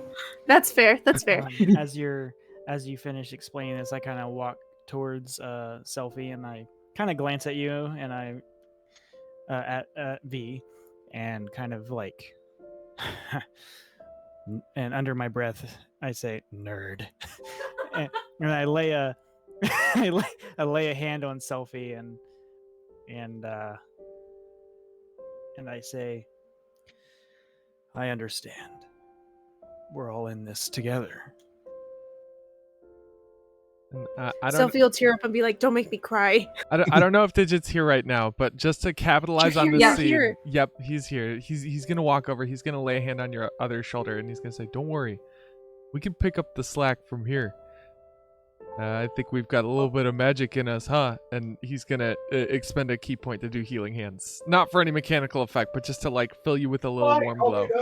Well, I have been drinking, so that might be helpful anyway. It doesn't cure disease, though. Oh, okay, fair. We have a paladin for that, so you don't have to worry about anything with the rock. I'll do Oh it now. no! What was I keep seeing Connie try to start. Go, Connie. Yeah, Carvel will walk over to Selfie, and she'll extend her hand, and she'll do one of those like not handshakes, but like forehand shake. Oh, she'll go for that. Ooh, Hell the yeah, we'll go in forearm for it hard. clasp. And she'll The warrior clasp. I It's a think some people surface call it. thing, right? Let's just say it's a surface thing. Yeah, that would fit perfectly. And she's gonna turn Selfie's arm so that her forearm is pointing up, and she's gonna slowly retract her arm so that her new tattoo is showing to Selfie, and she's gonna look down at it. And I don't know if you know Dwarven, but Can't remember. Let me double check. Okay. I forgot to write it down somewhere. That's okay, whether you know it or not. You'll either read it, or Carver will say, you know what this says? It's and then she'll tell whatever story the tattoo says of people that she's lost since she's been on the surface as well. People that she's lost up here. And she'll look at her and she'll say, I'm so sorry that we've gotten into situations where we put this burden on you. I didn't even notice it until we were in the fight with Gavik that you were stressing so hard about it. And I don't know how I would have been able to help before, but with the strength of my memories now and with this magic in me, I'm willing to help and able to help now with that kind of stuff. If you'll stay with us, I don't want you to leave. If that's what you're I'm talking not about. gonna leave. I'm not Okay. leaving. And she'll like kneel down, and she's gonna take your arm, and she's gonna just touch her forehead to the new tattoo, and just be like, "Thank you, everyone." Do you think it's been relatively quiet for at least 5 minutes? I would say so, but I think this is a good point for a break. I would say, Selfie, you get a drink with Zarok, and we'll say that. Convince him to be quiet for longer, just to look at this. Can you believe it? All right, so we're gonna take our break here. Chat, thank you. We'll be back in 10 minutes. 10 minutes, everybody. Enjoy the rest of this woohoo on our way out. We'll see you in a bit. Ah!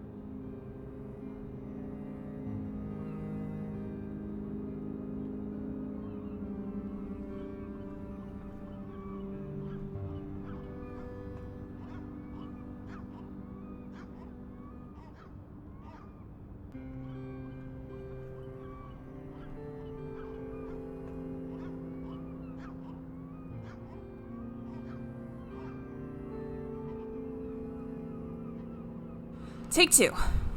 Happy Thursday, everyone. I know everyone has been asking a little bit more about the lore of Skyheart, so I am here to provide. So, our story takes place. Our story starts, more so, over 100 years ago.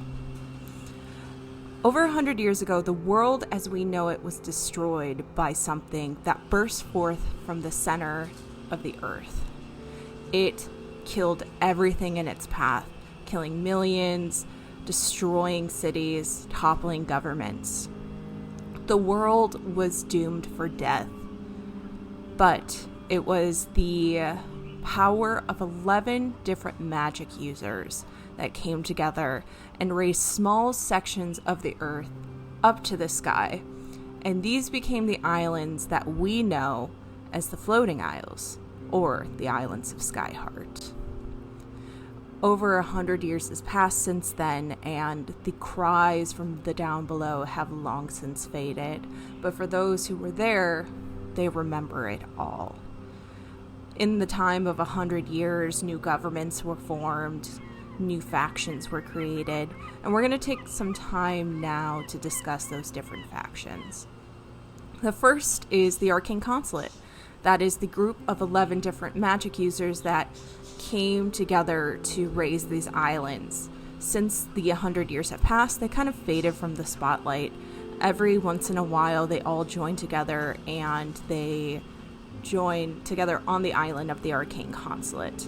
Their charge is currently taking care of the islands and the magics that keep the islands afloat. The second and very important faction is the Azure Takers. These are a group of individuals that saw the rising chaos in the world and kind of took stock of what the governing agencies were doing to manage it, and they didn't quite agree with their methods and didn't quite think they were effective. They serve more so as a vigilante group, and they try to serve the people without the restrictions of rules and regulation. Then there is the cult of Aegis. I say cult because it is a cult. They're a cult group that come from the island of Aegis. They follow the laws and the tenets of their god Aegis, and Aegis demands that they protect the innocent and destroy evil without question. After that are just a few groups that we haven't heard too much about, so I'm going to go through them rather quickly. They're the Ferrymen, a death cult, and they focus on the laws surrounding the rules of death. They are rare to see, and often when they appear, it means someone is deserving of death. There's the Librarians, an extremist group. They are interested in all things arcane and are willing to go to any lengths to get them. And of course, there's the Salvation. They are a pirate faction, and they are hell-bent on getting even with the world. I hope this kind of served to help you guys understand and know a little bit more for when we are talking about the world of Skyheart, and hope to see you soon. Bye.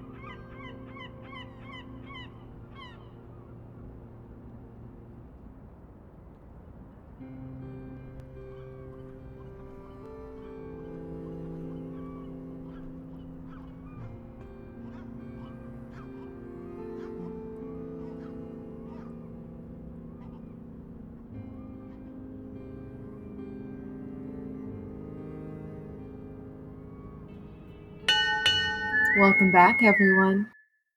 Welcome back. We're back from our break. Hello. It was very well done. So, my sweets, you guys in the morning set sail, leaving behind New Haven, now burdened with this information that you have gathered the night before. It takes about a week to get to Tri-Capital. And during this time, I'm going to bring you guys to the crew manifest. Yo! So, these are all the crew that you all have acquired so far. So the viewers at home know, each one of these NPCs brings something to the table for the crew. I'm just going to kind of go through them briefly so everyone knows. Halston is the researcher, so the crew can pay him to help with research. We have Nanny. Nanny just drives the boat, makes sure everything stays safe in terms of navigating, keeps you guys out of anchor-infested territories, unless you guys are like, I really want to go there. And then he's like, I guess. Zephyr serves as the crew's assassin. He can attempt to assassinate a target once a week. If he's successful, great. If he fails, there are dire consequences. And of course, there's the doctor. She is going to help the crew with, just healing and making health potions. So I would say over the course of the week that you guys are sailing, you get acquainted with all of those things before returning to a familiar port. Welcome home, everyone. Tri-capital. Hey! We're back. Oh God, we're back. Look, it's where we all met. Oh my god. Oh God, it's where we all met. Sophie will go and hug me and be like, family. No. Remember the potato times? Yes, remember those potato times, V? Oh, I Do you remember potato them? times. Oh, I remember them very well. She'll go over to Carva and hold her hand and be like, Carva, do you remember the potatoes? Oh yes, so fondly. And I look over to the digit and I'll be like, it's where we first met as well. You were the first one that I met. Oh, that's right. You were the first member of this crew that I met as well.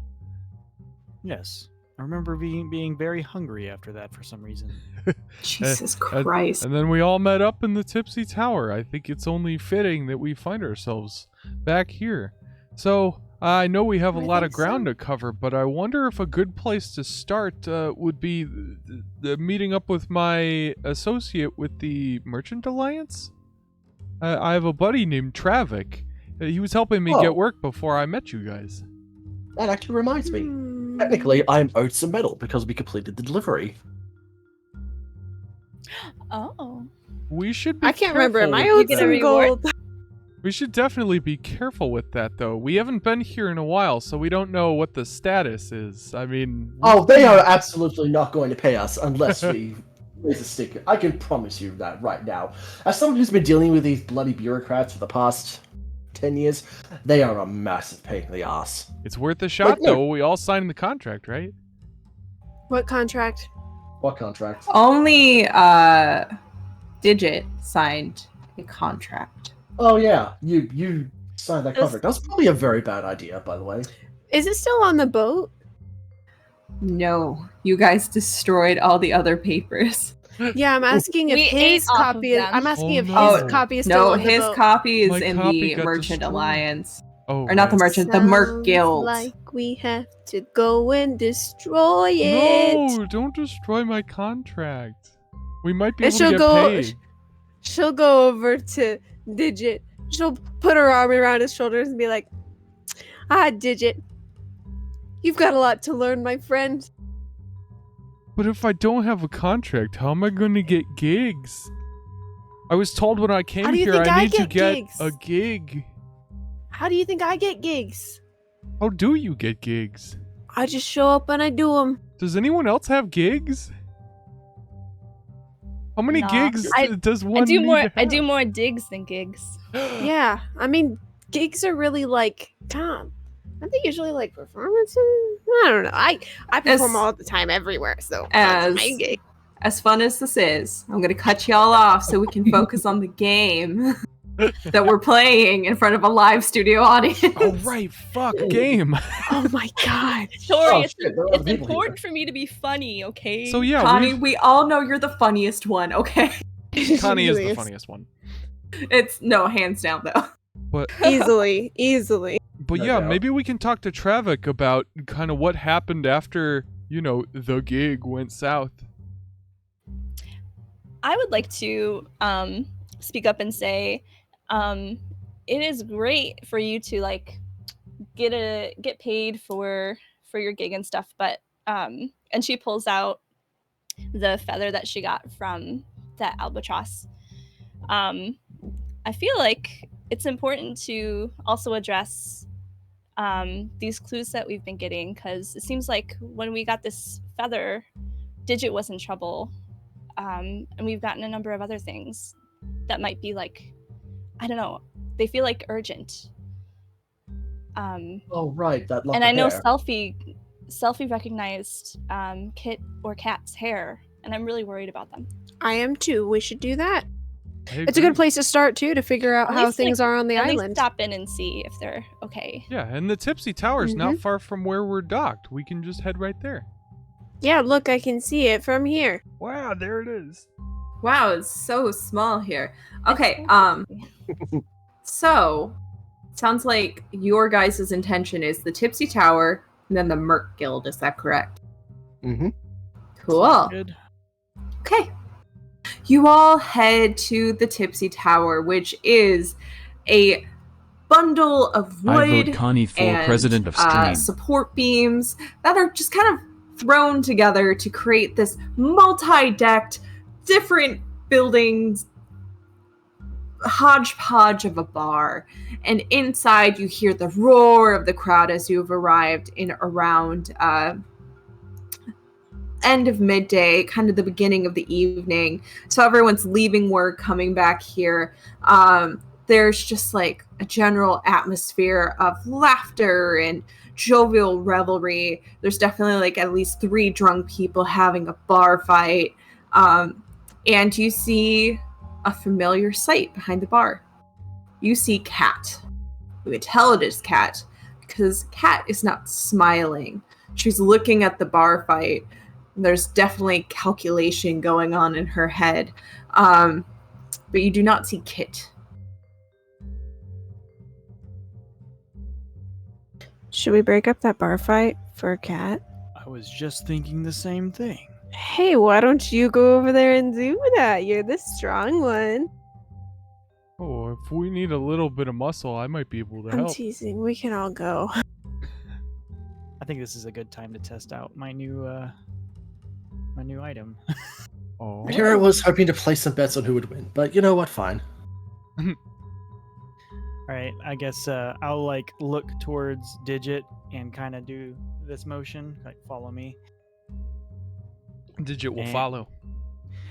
And we walk up to the 3 drunken men, and I'm gonna call out, "Stop this ruckus!" As I as I flash. My flash them? intimidation. Yes. No. My All right. my intimidation tattoo is as we like to call it. Intimidation Yes. tattoo. Roll me intimidation. Your intimidation tattoo. So how do I Every do last the inch of me is expertise covered on in this? intimidation So- tattoo. Let me just fix your sheet really quick if you didn't do it already. I don't know how to do it. So you didn't. Okay. Roll 20 hard.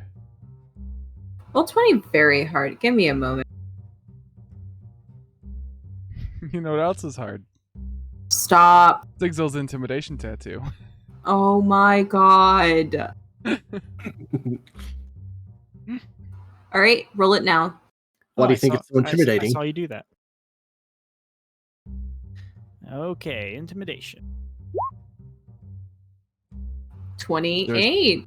Pretty decent. I'd say it's very good. So you say, "Stop this now," and 2 of the 3. I want to slap one of them, kind of just to kind of get their attention too. Just All right. All right, so you slap one. 2 of the 3 piss their pants. The one you slapped is too fucking starstruck to piss their pants. The other 2 book it. The other one's like passes out. Bar fight over. and I'm gonna look at it was Cat, right? Yeah. And just be like, and just give him like thumbs up. Oh my god, my hero. Yay. It is at this point that you all see Kit stumbling in.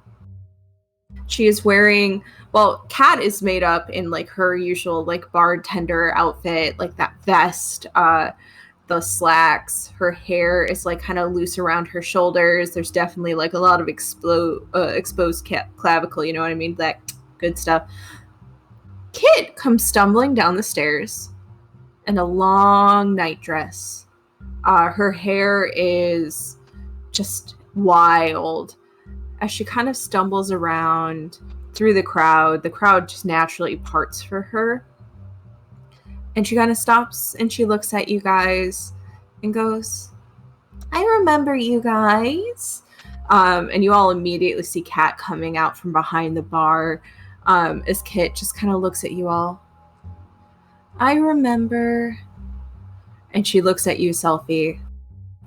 I remembered when you smiled more. And then she looks at you, Zigzil. And I remember you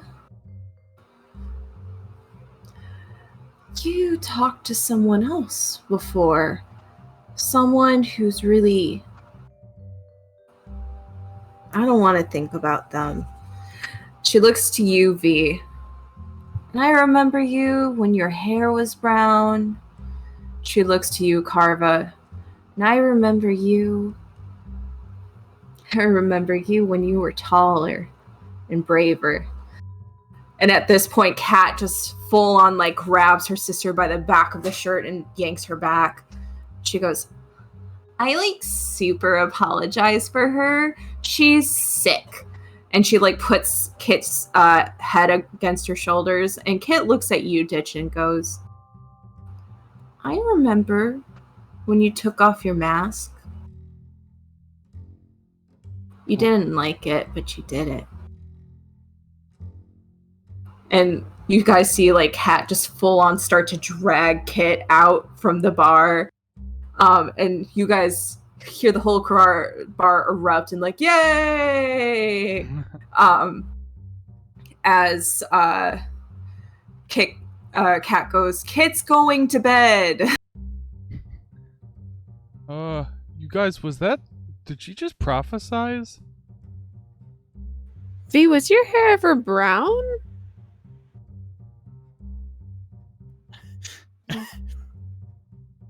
I'm not sure how she would know that Digit ever took off his mask. Yeah, but was your hair ever brown? You didn't tell anyone about that, did you? No, about the mask, no. We were all there. So I remember nothing, of course. V, Sophie, when was your hair brown? She said she remembered when you smiled more. Zigzil, she said, I remember when you talked to someone and she said she didn't want to remember that.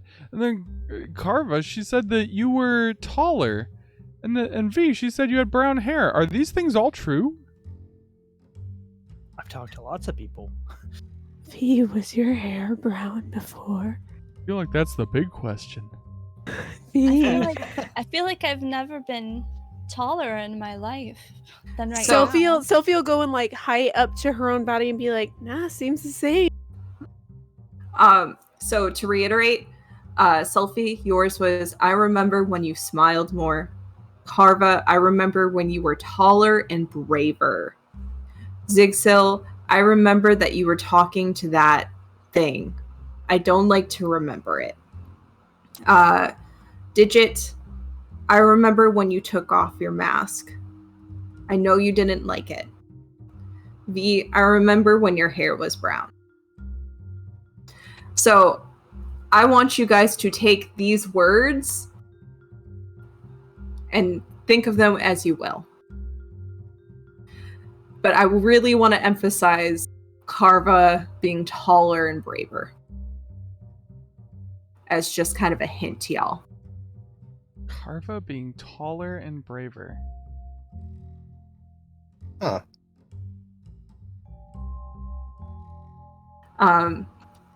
After a while, and I'm gonna just do some narration here because I see you all scribbling things down. Thank you for taking notes. Kat comes back downstairs and just kind of looks at you and goes, I'm like so sorry. She caught something off of like a sailor or something. So like don't think too hard about it. She says weird stuff all the time. Like yesterday she was saying how she remembered how I don't know, stabbed some guy. Never stabbed anyone. Anyways, what can I get you all? Do you want your potatoes? Yeah. NV Potatoes. inside cat. Yeah. What are you trying to get out of this insight?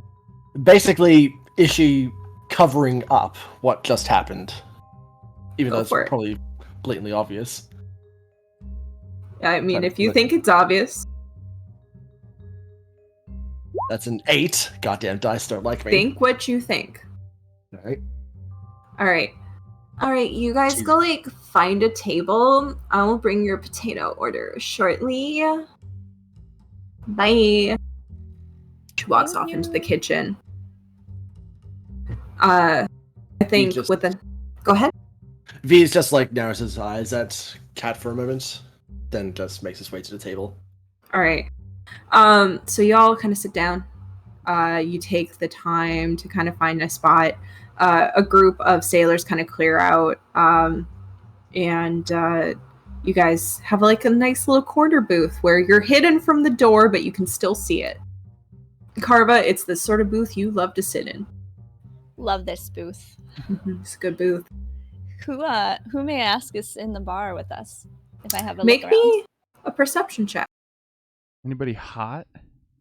Yeah. Who's hot? Who's hot here? Who's Single. hot at the Tipsy Tavern? The Tipsy Tower.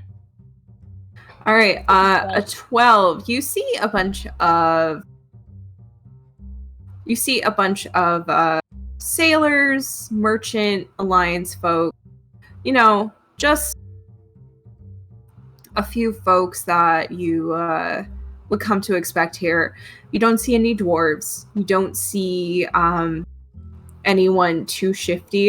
But you do clock Zephyr walking into the Tipsy Tower and heading straight to the bar. She'll elbow Selfie and indicate towards the bar.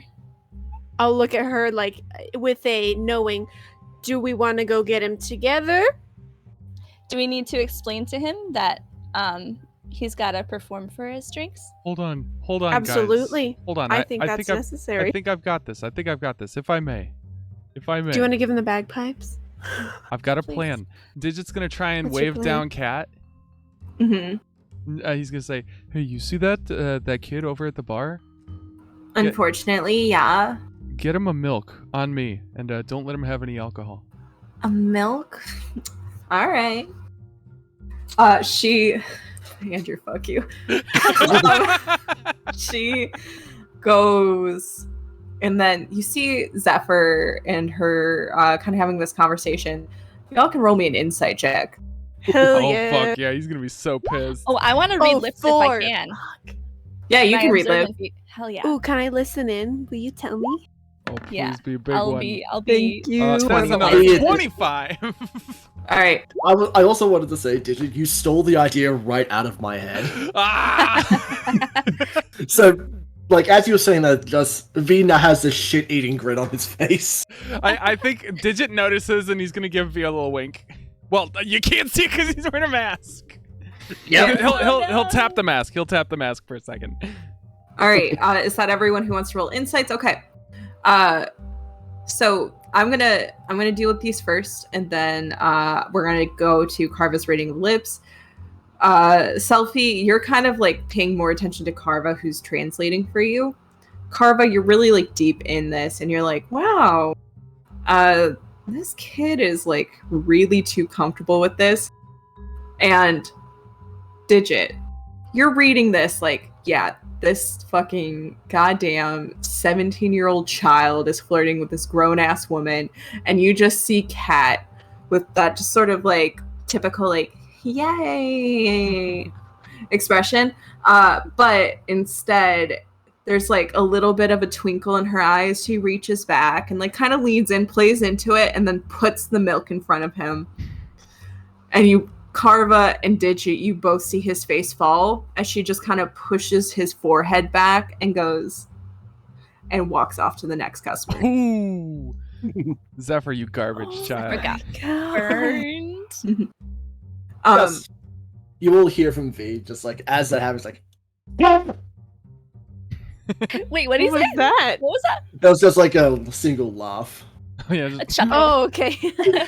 boom, boom, So- boom. Alright, I'll move back to the mic to make it sound a little better. Ah! Yeah. Beautiful. Carva, this whole time, what you're reading with the lips is like Zephyr being like, hey, you want a piece of this snack and all this stuff, and Kat just going, interesting. What did you want? Oh, one alcohol? Sure. Zephyr's Even never lost been 3 off minutes, New you'd be Haven. dead in Bye. 5 minutes. So Zephyr is crushed. But you know what? That's how we learn. So, what are we doing next? That's what you So- guys seen. I've been kind of. I think Zigsoul probably would have been a little put off by that whole interaction with Kit. I'm sure everyone was, but anyways. Yeah. I sat. I'm assuming V. Are you sitting down anywhere? Oh yeah, V's sitting down with the party as well. I probably took a seat by you and kind of just watched this whole thing unfold, just kind of stone faced and staring off. Whereas V's like got a shit-eating grin the entire time. Yeah, and then I kind of just So- kind of lean over to you and I ask you, do you like your white hair? The slow head turns like, why wouldn't I? Oh, just can't imagine you with brown hair. She can't. I've never had brown hair. Yeah, I'm gonna do insight. Go ahead. Oh. And then, Liam, you can roll me your other one in private. Alrighty. How do I GM roll again? Where's that thing on this- There should be a toggle. Oh, there you are. Alright. 15 on my insight. All right, and Liam, you can describe. Only you and I know what that was. It looks like, to the best of your understanding, V is being completely honest. He has that, like, casual look on his face, like, I've never had brown hair. What are you talking about? Weird. I'm gonna go walk around the room to each person. Mhm. What was the one for Digit again? Uh, One oh no, go ahead. Go ahead, Andrew. It was Kit saw him take off his mask. He didn't like it, but he did it anyway.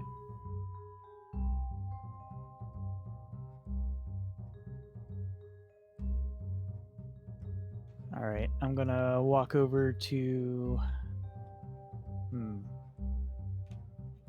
I'll walk over to the Digit and I'll ask him. Have you ever? We saw you, or we know that you've taken off your mask once before. Have you done it any other time? In public, no. Insight. Yeah, go for it. Andrew, you could do the same thing of rolling privately if you like. Because well, I'm rolling insight because he says in public no. Oh, That okay. implies he did it in private. Gotcha. So many 15. 15s tonight. What So- the frick? So just to be clear here, you're rolling insight to see if he takes his mask off in private. Yeah. Yeah, but if you take it off, like, I don't know, maybe you hate that taking it off. I don't know. Here, yeah, I guess I'll make a roll here. Roll this to the GM. Okay. So Actually,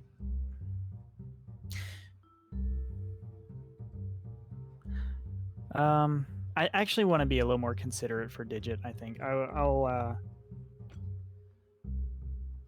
I would assume that you take off your mask in private, just by necessity's sake.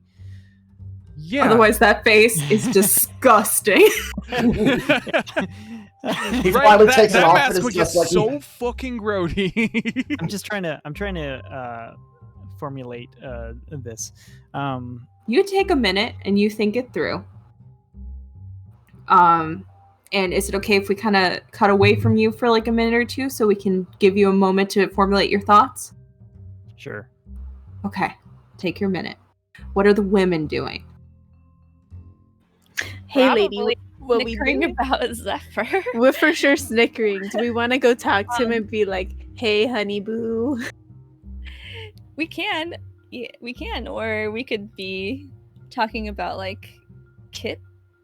Oh, that's a good idea. Yeah. what we just Let's- saw with Kit, because we both know her. Also, from we before. should protect her from Zephyr. At least a little bit, but if she likes him, that's her thing. But like, he needs to know she's a sweet summer child. Yes, I agree. Did you want to talk to Zephyr about that little? I mean, we can talk to him about it later. We don't have to do it now. But I mean, I think letting him know there's another twin, honey, That won't help. that won't help. He'll immediately be like, "Where?" Teenagers. I know. I mean, you got to start somewhere, though, I guess. But That is true. One day, he'll learn. yes, one day he'll figure it We're out. gonna He'll teach him to. We're gonna teach him to respect women. We are gonna. He'll teach him that. figure it out. He'll figure it out. But I hope she's okay. She didn't look so good. That was kind of weird, though. If you guys want, roll me a medicine. Oh yeah. Yeah. You will do so at disadvantage because the subject's not right in front of you. But Also, I'm not proficient anyways, so I'm not expecting anything good. I got this. Or Can I do that too? Nice. yeah, I will allow it. And also, like, where's your head at? You think you got it?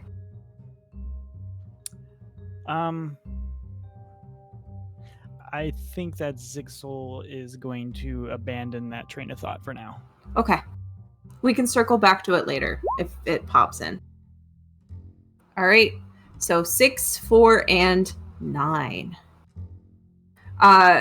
She definitely seemed feverish. She definitely seemed like her face was flushed. She was very disheveled, like she had just woken up from a very long nap. Lethargy indicates fever, and just, seems like she's sick with something. But you all would know, or at least the women would know, and probably be, that the twins live at the top of the tower. Yeah. The most dangerous part. yeah, Mhm. that's true. That could Sophie- fall over at any second. Tipsiest for sure. For sure. Sophie will mention that to Carva and be like, "Do you think we should ask Kat if we can go visit her? I have a new trick up my sleeve that she might take in return for letting us go see her sister." Yeah.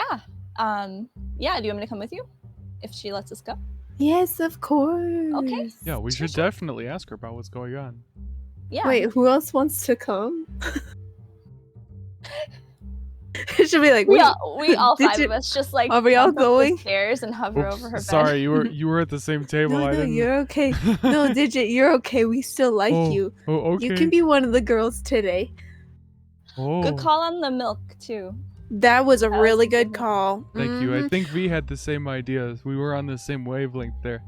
Yeah. Way to watch out, boys. 10 out of 10. Sophie will be like, "High five," and you know what that means. Heck yeah, hi hoof. We're best Best friends friends. now. Hi hoof. And No, I got Sophie will, Sophie at this point will go quickly talk to Kat and be like, "Hey, so I see that you're kind of busy in here. You could probably use an extra pair of hands, right?" Like, totally. There's so many people that need to be served, and so many things that need to be cooked, and so many things that need to be cleaned, and so many people that need to leave. Okay, which of those things would be most important for you? All Just- of them. Great, lovely, because I'm gonna give you something for like just an hour because it really only lasts that long. And Sophie is going to cast. This is the new trick, everyone. Woo! Unseen Servant. That is cool as fuck. Hell yeah. And she's going to be like, Yeah. do you like my new trick? What are And you doing? She'll be like, kind of, the Will Smith, like, showing off his wife. That's what I'm going to do to my unseen servant. Be like, voila! Sophie will look at it and be like, hold on a second. And she'll pull, like, some piece of fabric out and, like, just kind of maybe, like a scarf, wrap it around its neck, be like, that's a person, sort of. That's a person. Sorry, just the way you said that is hilarious. Oh, wow. And she'll look at it and she'll be like, you do whatever Cat says. Within reason. Okay. Within reason, Cat. So many uses for this. There are so many things that need to be scrubbed. Great. Yay! And in return, I want to go see your sister. No. Why? Because she's sick and I don't want anyone bothering her. Duh. Some of us have some healing stuff that we could do. Some of you need to stay away from her and let her rest. And you can make an insight. Okay, thank you. I think you figured it out, but like, just so you, for your combo. 13. 13. She's definitely hiding something. Sophie will lean in and kind of start getting like kind of almost like crawling on top of the counter to get right in her face because and she, as soon as you do, pushes you back. I'm bigger than her. I'll just climb over. Be like, oh no. What are you hiding? And she's going to actually use intimidation. All right. 10, fuck. Get out of my bar. Now. What are you hiding? Get Right, out of my bar. Digit What are is you going hiding? to carefully grab Selfie and kind of pull her aside, and he's going to say, we can leave if you'd like. I just want to point this out there. She was right when she said that some of us have healing magics. Zigzil is an accomplished healer, as am I myself. If you're looking for doctors, we're the closest thing that you can find for essentially free. We're fine. Now, if you want to come over to my side of the bar again, you are welcome to. I'm going to pull out the strand of Kit's hair and show it to her, and because I Very had weird. it on me. Oh, Selfie has one too, Yeah. actually. Selfie has and one I'm too. gonna say, is your sister in New Haven recently? No, probably not. I've never met another person with this color hair before. We knew immediately whose it belonged to. Why are you carrying around my hair?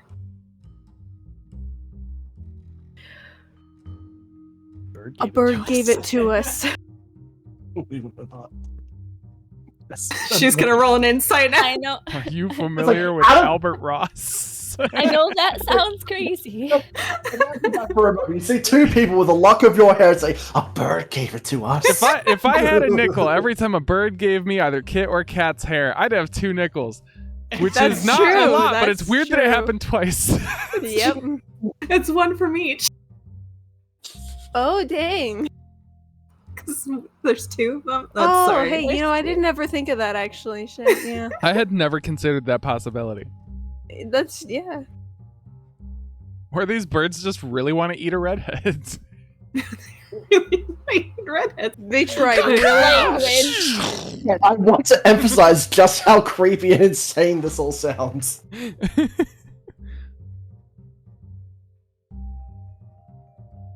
So someone's rolling Anyways. insight?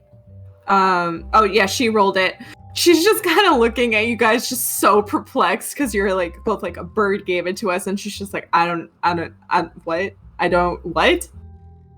Should someone explain that it was an albatross?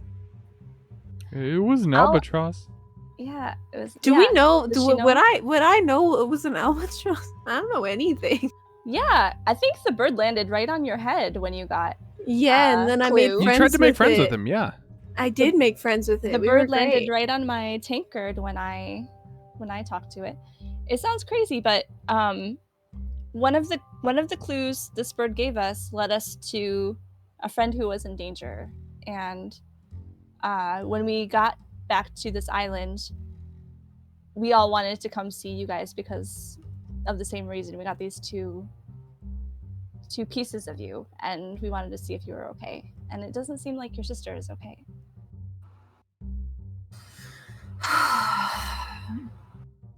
Fine, you can go visit her for a minute, and if you stay a moment longer, I will call the guards. Okay, sure. That's fair. All right. Alexa set a timer for 1 minute. Oh shit. Setting timer You. for 10 minutes. And she points to V. Come over here. We're gonna have a conversation because you're the only one not pissing me off right now. Yeah, that seems to be a very common situation. I don't know how, but yes, it does seem to be that way. And she looks at the rest of you. Go. So we'll go. Shemel's thick, and she'll speed up the stairs. All right, so we are going to do this scene first. Then we're going to do V's scene last. And that's where we're going to end today's session because we're at about the 3-hour mark. Sound good? That sounds good. Okay. Works for me. But before we do, that was a very intense scene. Checking in. Is everyone okay? Yeah? Yeah, yeah. sorry I got intense. No, it's okay. We That was like- great. We like that's a Kit. great We're scene. very protective. Why is she being so secretive? All right. You all head up to the Tipsy Tower. You get to the top room. You open the door. Inside, you see that there are 2 twin beds. Everything is just kind of meticulously crafted and made. It's definitely worn from use. You see that there's a dresser filled with different outfits. You see half of the side is kid stuff, which is just these frilly, flowy, cutesy sort of outfits. And then on the other side is cat stuff, which is just like very sleek, put together stuff. You see that there is a bottle of red dye over in the corner. You guys see that there's all these different trinkets and knickknacks. You see a worn chair sitting in the corner of the room. You see a bed, and you see that Kit is sleeping in it. Okay, Zig. I think you should look at her. You're smart. Go on, look. No one's ever called me smart before, but all right. And Sophie will look at him and be like, anyway, you should look at her. I guess I can do a medicine check on her. Go ahead. I'm not proficient. 13. All right. As you're doing this medicine check, are you examining her? And if so, how? Yeah, I want to see if this is any sort of like disease that I've heard of, or I guess I'll like check for fever and stuff like that. And So if- you touch her. David, Yeah, it's I yes or no. I mean, Don't get yeah, scared. Yes. Don't be I do. scared. Don't be Trust me, scared. David. Don't be scared, David. That's what I would do when examining medically, I suppose. Oh, You- you you took it. immediately No. Well, you are palpating the Okay. area. No, no, Ew. no. Be careful with No, attention. no. Okay, so it's all good. So It's a you trap go, is why how you said that. you go and you touch her forehead to feel for a fever and like the typical spots, back of the neck, forehead, stuff like that.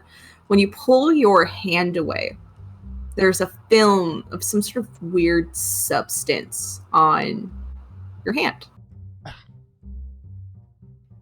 Okay. That's weird. Have I seen anything like this before? Make me an Arcana check. Yeah, just make me an Arcana check. Ooh. Doesn't seem familiar, All right, but I'm I would gonna- say with a medicine check like that, that probably shouldn't come out of a person. I'm gonna kind of show the rest of the group. She's got this weird stuff on her skin. Gross. Would Sophie recognize this as some kind of face stuff? Make me a Arcana check. 19. This is not fey in nature. Seems almost more eldritch in nature. I'll express this to be like, that's not Fae, maybe Eldritch though. Oh. V, do you know anything about this? V is downstairs. Oh I shit. just like to imagine. I just like to imagine. Like, V, do you know anything about this? There's just an outline where V would be at this point. Could Selfie send a message to V and say we think it could be Eldritch? I'm gonna say, Maybe? for the sake of the scene that I have to do with him after this, Oh, don't worry, V won't if you respond. could refrain until later. Pretty please, Yep. just trust me. Yeah, no, I can do that. Carva, do you know anything about this? I'll rack my brain and see if it's anything I've seen before. I'll do a check, but I don't know how good I'll be at it. Make me an Arcana check. 12. Same sense, it's eldritch in nature. Wait, so she's just fast asleep? I would say with your medicine check, yeah, straight out knocked out. I'm gonna try to kind of nudge her awake. Okay, this works out perfectly. As you go to nudge her, you kind of nudge her and you're doing that little shake. As you do, you kind of lift up her shoulder a little bit. There's a tiny purple mushroom growing out from the sheet. No. If anyone says I put this in my mouth right now, I'm going to lose my damn mind. Can I lick that mushroom? No! Just the tip. Frogs! We're going on a trip, boys! Woohoo! Woohoo! Have I seen a mushroom like this before? Roll me a That can't nature be check. natural. Can also I roll nature for this? 15. 16. Yeah, these mushrooms, sorry. My brain's somewhere else.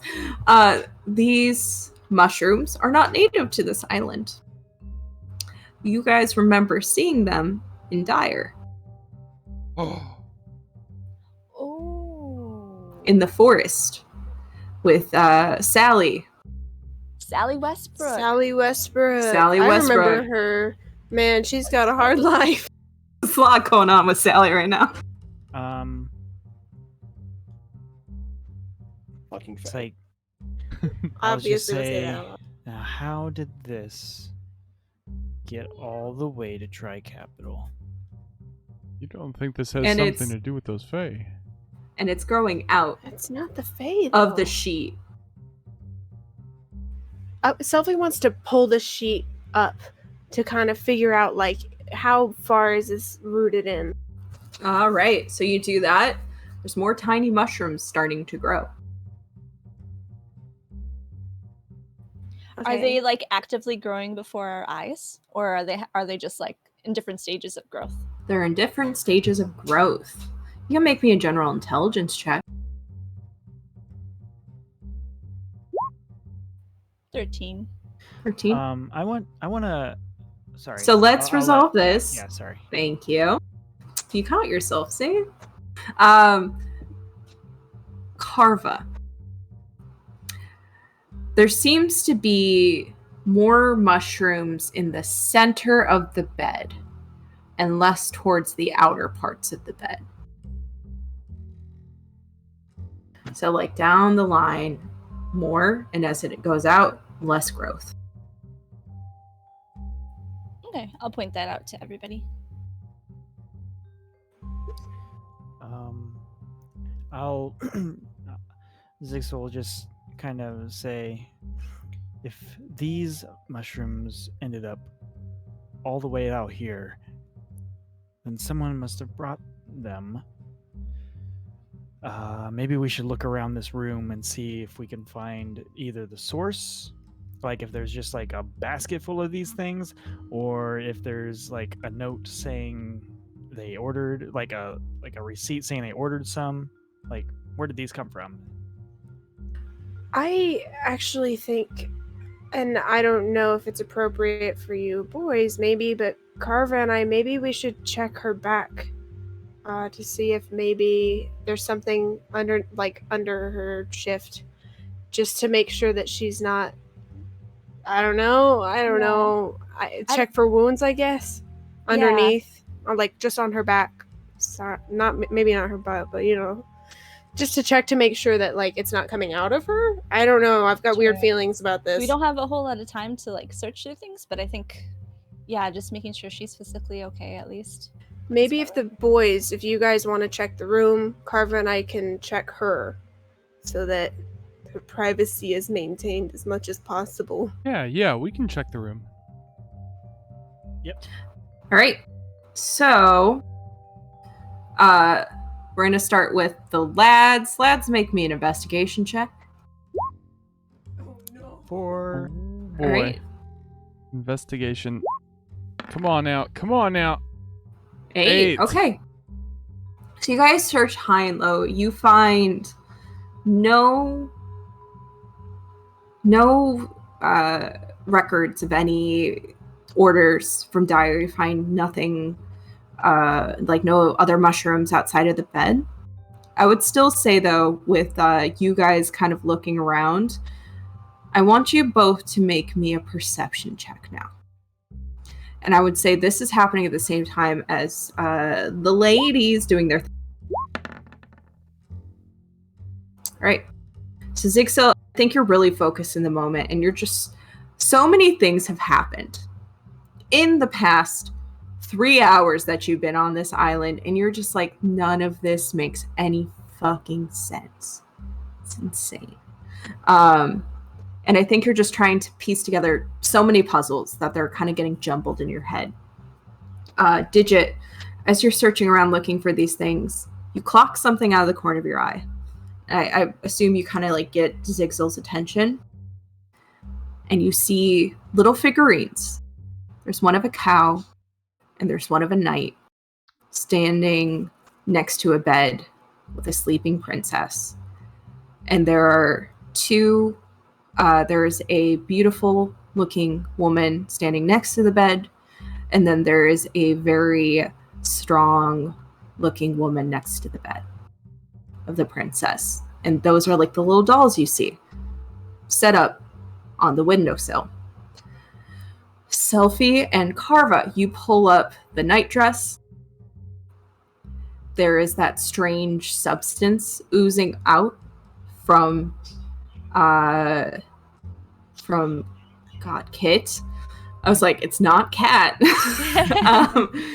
And there is no mushrooms growing out of it. But as you're kind of looking up her back, you see that like this stuff is slopping off her back, almost like sweat. It's going. I'm sorry. In the back. I know. No mushrooms, though.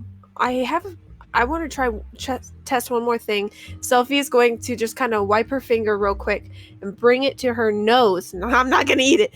Please don't eat that. She's gonna sniff that, and then pick one of the mushrooms off of her bed and try to sniff that and be like, "Does this smell the same?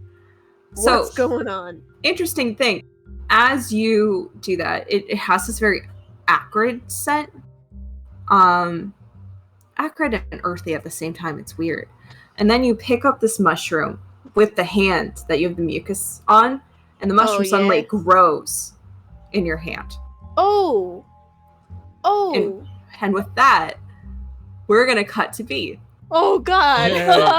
Boy. V. Yep. In the minute that your friends are upstairs, you see Kit turn to you and go, "Meet me in the kitchen." All right. And V will step into the kitchen. All right. So, V, you step into the kitchen. She closes the door behind you and goes, "Really sorry. It's just like super whooper loud out there, and there's just so many people, you know? Oh. Listen, I know your secret. I beg your It took pardon? me a minute to figure it out, but I remember it now. So here's the deal. There's someone like your friend, a lot of people like your friend, that are looking for someone that sounds an awful lot like you, that took something that wasn't his. And I don't like that because you and I are after the same thing, right? The moment that she says, looking for something that took him, he's going to lift his finger. And that smile that was always on his face is vanished completely. And he has this very cold stare on his face. And he says, choose your next words carefully, or I will kill you. I get it. You and I both want the same thing. You don't want to get carted off. I don't want to get carted off. And I don't want my sister to get carted off either. So here's the deal. I can make this place a safe haven for you. And I can give you some smokescreen, a cover, misdirection. While you're on this island, if you stay here, nothing can touch you. In return, you get me and her onto the ship. No questions asked. We'll work the whole time, and the next island we dock at, we leave. No questions asked. He just strokes his chin for a moment. I think I can work that. Then we're in agreement. And she holds out a hand. V will take Cat's hand and give it a shake, but he'll hold it for a moment too long and get a tight grip and says, I was serious, and remember whose ship you're stepping on. And he's going to let go of her hand. She shakes her hand and goes, yeah, you always are. Anyways, your friends need to leave the room now, so you can go get them. And with that, we're going to end session here. Whoa. Oh my god! Whoa! Tori! David said to leave a cliffhanger. He did do Dang. that. Oh David, no! It's gonna be a Damn it, long David, you had to ride. throw us off a cliff, didn't you? why'd you have Yep. to do Oh, that? it's gonna be a hot minute till next session, but we've got a I lot to think about, guys. know. We've got a Oh lot my to think about. God. Just a reminder, we will not be playing again for another month because we all got some stuff just going on, so we all just need a minute. So we will be back again in a month, which will be in September. And Dandrew, if you want to take it away. Hell yeah. Well, thank you guys so much for joining. As always, we super appreciate it. We had a lot of fun tonight. Big cliffhanger. I mean, really, Tori kind of took the words out of my mouth. Yeah, we're going to be a little break. I don't know if there's going to be regular streams during this time. Stay close to the Discord for updates about that.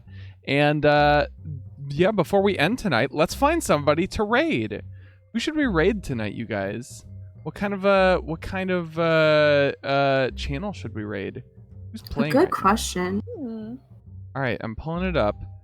All right, There's people playing Dongun and Dragon. Dongle Draggle. Yeah, Dongle Draggle. Do we know some other Dongle Draggers? No. Who's Ooh. dragging their dongle right now? I'm If I not. did, they'd be playing with us right now. Who's Doing dragging their dumbasses and dongle? dongles? Rob Was that 2E is playing Waterdeep. I don't know any of these people. Dang.